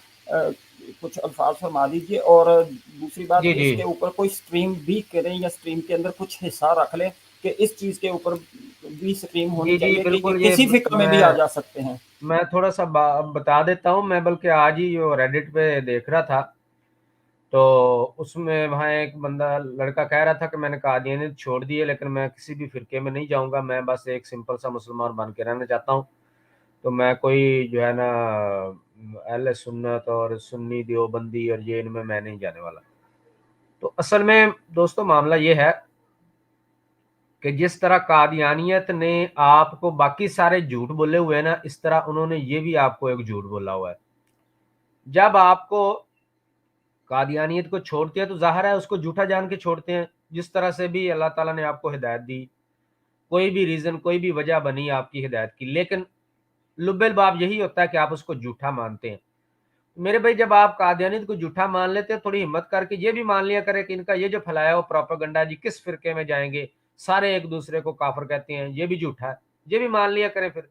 تو آپ کے لیے بڑی آسانی ہو جائے گی۔ ایک تو ان کا یہ جھوٹ ہے کہ سارے ایک دوسرے کو کافر کہتے ہیں، کوئی ایک دوسرے کو کافر نہیں کہتا۔ یہ ان کی حرکتیں مربیوں کی ویسی ہیں جیسے آپ لگا لیں یہ صاحب کہ قادیانیت میں رہتے ہوئے دو قادیانی آپس میں لڑ پڑیں تو وہ ایک دوسرے کو گالی دے دے، کوئی کافر کہہ دے، کوئی مرتد کہہ دے، یا کوئی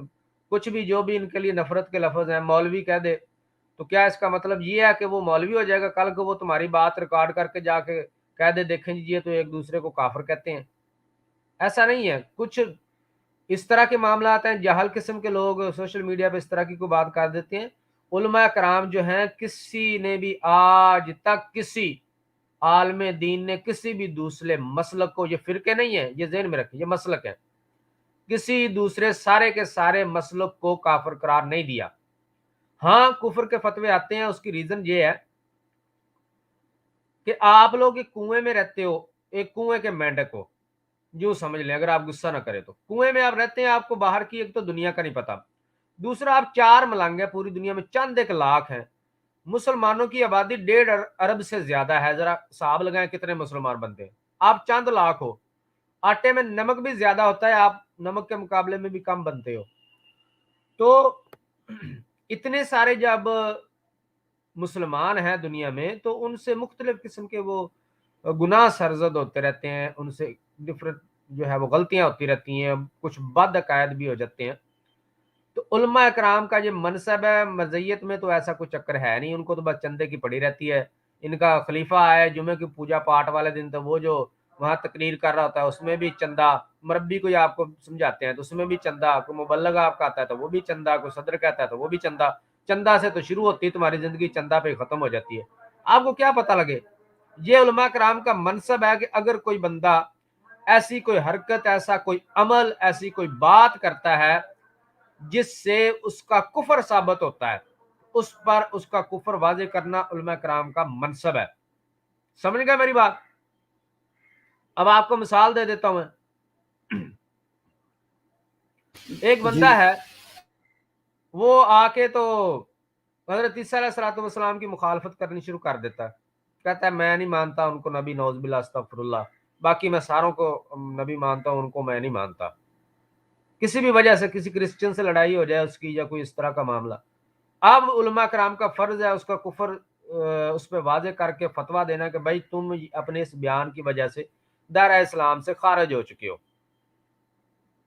اسی طرح کوئی آگے کہتے میں نے جی مسلمان تھا، مسلمانوں کے گھر میں پیدا ہوا، وہ آ کہتا ہے میں جی کوئی خدا نہیں ہے، میں نہیں مانتا کسی خدا کو، کافر ہو گیا۔ اس پہ علماء کرام کا منصبی فرض ہے کہ اس کو فتویٰ دیں کہ بھائی تم میں یہ کفر پایا جاتا ہے، لہذا یہ بندہ آج سے اسلام سے خارج ہے۔ اور اس چیز کو پکڑ کے آپ کہتے ہیں سارے ایک دوسرے کو کافر کہتے ہیں، تو تمہارے چار کو ملنگ ہیں، وہ بھی تمہاری جماعت ان کو کچھ نہیں کہتی، کیونکہ ان کو پتہ ہے اگر نکالیں گے تو چندہ جو ہے وہ اخراج کا ڈراوا ان لوگوں کے لیے ڈرامہ ہے جو جماعت کی بات نہیں مانتے، چندہ نہ دیں تب اخراج ہے، یا جماعت سے سوال کر لیں تب اخراج ہے۔ کوئی زنا کرے، کوئی شراب پیے، کوئی چوری کرے، کوئی بدماشی، یاشی، فحاشی، کچھ مرضی کرتا رہے، جماعت تمہاری اخراج نہیں کرے گی۔ اب تو ثابت ہو چکا ہے، اب تو کچھ جھوٹ اس میں بات ہی نہیں رہی ہے۔ تو آپ لوگوں کو اس طرح کی مثالیں ملتی نہیں ہیں،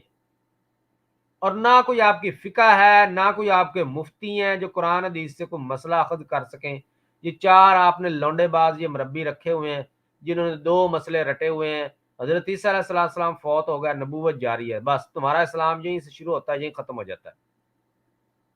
اسلام صرف ان دو چیزوں کا نام نہیں ہے۔ تو جب علماء کرام اپنا مسئلہ بیان کرتے ہیں تو آپ کہتے ہو یہ مربی تمہیں کہتے ہیں دیکھیں جی دیکھیں ایک دوسرے کو کافر کہہ دیا، فلاں نے کتاب میں لکھا کافر، فلاں نے فتویٰ دیا کافر، یہ معاملہ ہے۔ لیکن حقیقت میں نہ تو یہ فرقے ہیں، اسلام میں فرقے بنانا منع ہے، یہ مسلک ہیں۔ مسلک میں اپنے چینل پہ بھی جو ہے اس بارے میں بات کر چکا ہوں، یہاں بھی میں آپ کو سمجھا دیتا ہوں۔ مثال کے طور پہ مسلک کسے کہتے ہیں؟ یہ جتنے بھی دیوبندی ہیں یا وہابی یا سنی یا بریلوی اہل حدیث، یہ جتنے بھی آپ کہہ لیں، ان کا جو بنیادی اسلام کے عقائد ہیں، ایمانیات ہیں، ان میں کوئی اختلاف نہیں ہے۔ سارے کے سارے نبی پاک صلی اللہ علیہ وسلم کو آخری نبی مانتے ہیں، سارے کے سارے اللہ تعالیٰ کی ذات پہ یقین رکھتے ہیں، نبی پاک صلی اللہ علیہ وسلم کے تمام انبیاء کے معجزات کے قائل ہیں، فرشتوں پر ایمان رکھتے ہیں، قیامت پر ایمان رکھتے ہیں، اور جو عبادات میں جب آ جائیں تو سارے نماز کو فرض مانتے ہیں، زکوٰۃ کو فرض مانتے ہیں، حج کو فرض مانتے ہیں۔ جتنے بھی عقائد ہیں، ایمانیات میں جو داخل ہیں، سب پہ ان کا ویسا ہی پختہ ایمان اور یقین ہے، جتنا بریلوی کا ہے اتنا ہی دیوبندی کا ہے، اتنا ہی وہابی کا ہے، اتنا ہی ساروں کا ہے۔ ان میں اختلاف کس چیز کا ہے اور یہ الگ الگ کیوں ہیں؟ یہ مسلک جن کو آپ فرقے کہتے ہیں، یہ کیوں ہیں؟ مسلمانوں میں بھی ایسے ہیں کچھ بیچارے جو کم علمی کی وجہ سے فرقہ کہہ دیتے ہیں۔ اصل ان میں اختلاف کیا ہے؟ اختلاف میرے بھائی ان میں فقہی مسائل کا ہے۔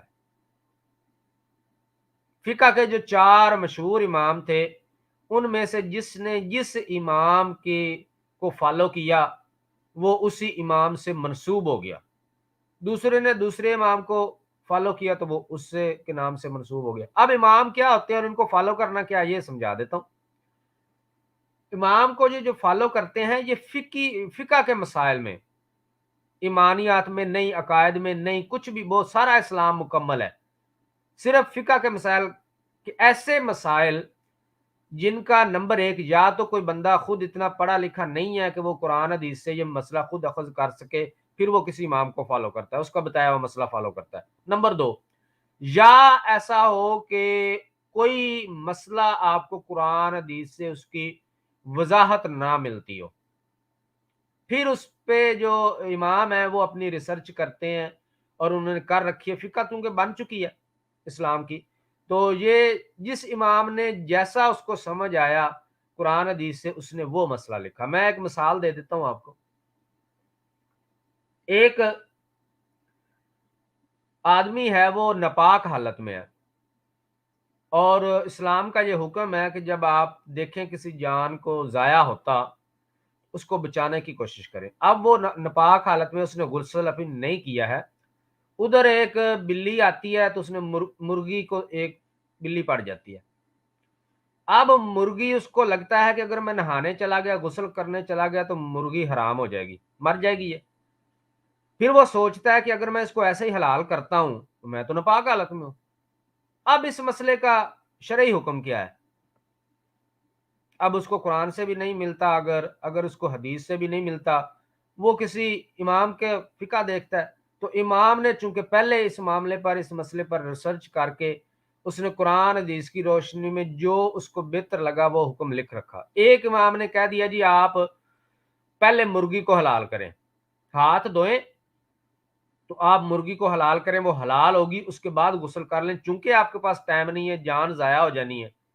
آپ اگر نہائیں گے تو اللہ تعالیٰ جو ہے نا اس نے دین کو اتنا مشکل نہیں کیا، لہٰذا وہ مختلف قرآن حدیث سے، آیات سے، حدیث سے استنباط کر کے وہ یہ مسئلہ بیان کرتا ہے جی آپ پہلے مرغی کو حلال کریں گے۔ دوسرا امام کو یہ لگتا ہے کہ اگر مرغی حلال کرے گا تو وہ پھر بھی حرام ہی ہو جائے گی، کیونکہ ناپاک حالت میں ہے، ناپاک حالت میں تو آپ نہیں حلال کر سکتے، اور اگر جو ہے وہ نہانے جاتا ہے تو مرغی جو ہے وہ حلال ویسے حرام ہو جائے گی۔ تو وہ یہ مسئلہ بیان کر دیتا ہے کہ نہیں، نہانا ضروری ہے، کیونکہ نہانے میں پھر بھی چانس ہے اس کے حلال ہونے کا، کہ شاید وہ نہانے تک نہ مرے تو آپ نہا کے آ کے اس کو حلال کر لیں، لیکن اگر آپ نے ناپاک حالت میں ہی اس کو چھری پھیر دی تو وہ ویسے ہی حرام ہو جائے گی، کیونکہ آپ ناپاک حالت میں ہیں۔ ایک نے یہ مسئلہ بیان کر دیا۔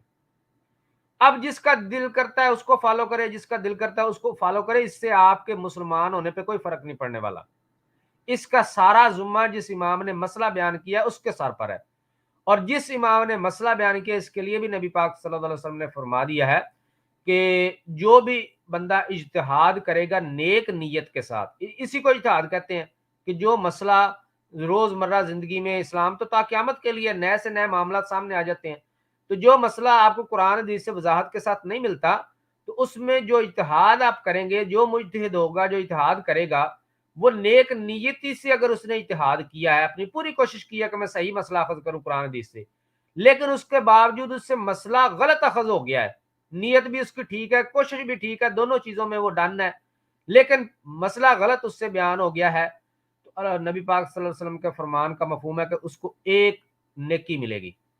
پھر بھی اس کو ایک نیکی ملے گی، اس کے پہ گناہ نہیں ہے، کیونکہ انما الاعمال بالنیات، اللہ تعالیٰ اس کی نیت دیکھے گا کہ اس نے اپنی پوری کوشش کی، انسانی سمجھ فہم ہے، اس کو جو مسئلہ سمجھ میں، اب جو میں نے مثال دی ہے ان دونوں میں سے ایک بندہ حق پہ ہے،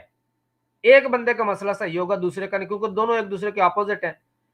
تو اب جس کا صحیح ہوگا اس کو 2 نیکیاں ملیں گی، جس کا غلط ہوگا اس کو 1 نیکی ملے گی، گناہ کسی کو نہیں ہے، تم جو فالو کرو گے ان کی بتائی ہوئی اس مسئلے کو، تم پہ بھی کوئی گناہ نہیں ہے، تمہارے لیے مرغی حلال ہوگی، اگر حلال والے پہ عمل کیا تمہارے لیے مرغی حلال ہوگی،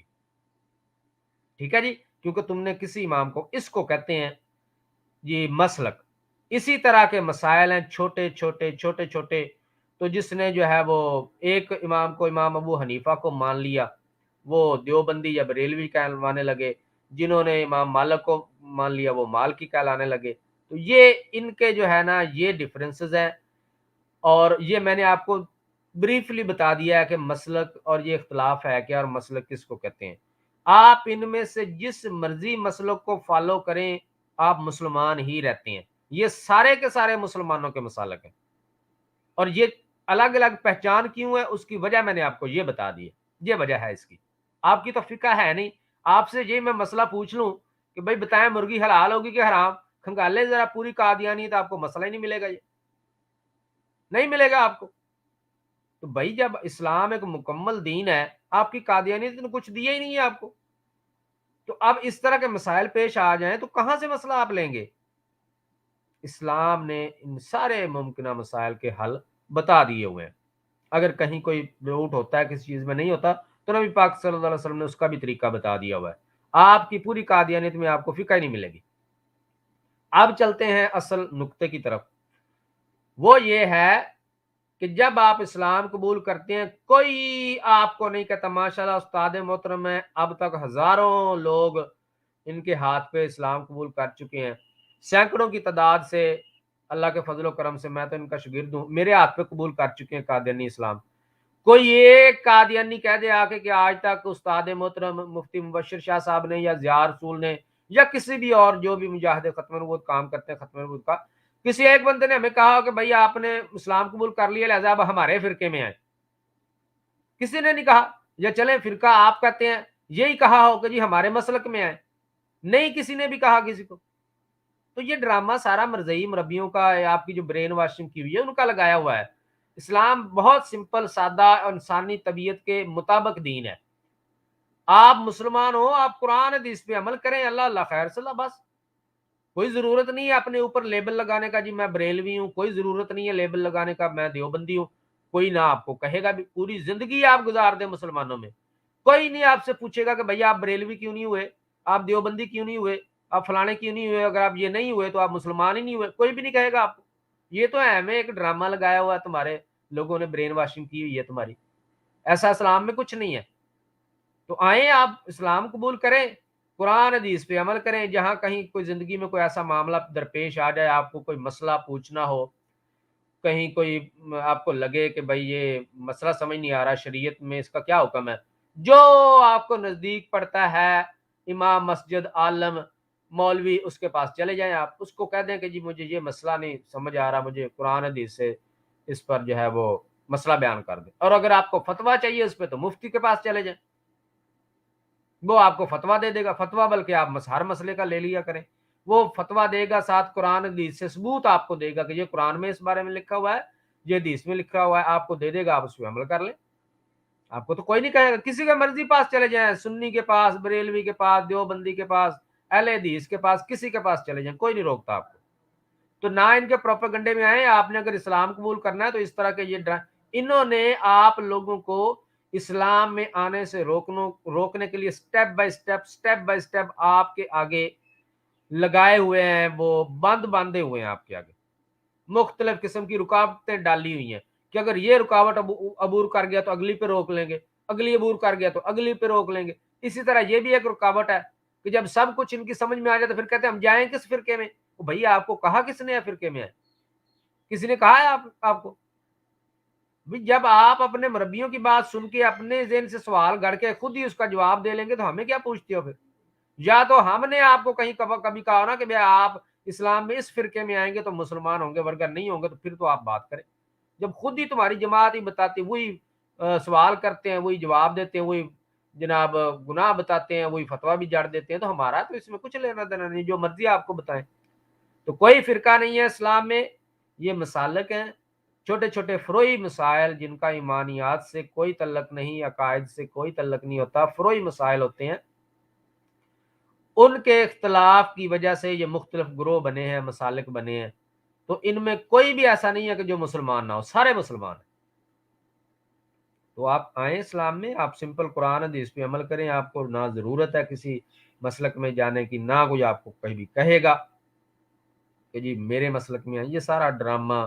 मर्जियों का लगाया हुआ। अल्लाह ताला आप लोगों को हिदायत दे। इस्लामुल्लाह भाई काफ़ी है, और कुछ तो नहीं बयान करना? बहुत शुक्रिया, अल्लाह पाक आपको जज़ाए खैर अता फरमाए। चलें जी, जज़ाकल्लाह जी। इसके साथ ही हम इजाज़त चाहते हैं, इंशाल्लाह शाह साहब नए प्रोग्राम के साथ जल्दी हाज़िर होंगे। तब तक के लिए इजाज़त दीजिए और जाते हुए नारा लगा दीजिए, ताजदारे ख़त्म नबूवत ज़िंदाबाद, जिंदाबाद पाक फ़ौज ज़िंदाबाद, पाकिस्तान जिंदाबाद। पाइंदाबाद। अस्सलामु अलैकुम व रहमतुल्लाहि व बरकातुहू। वालेकुम सलाम।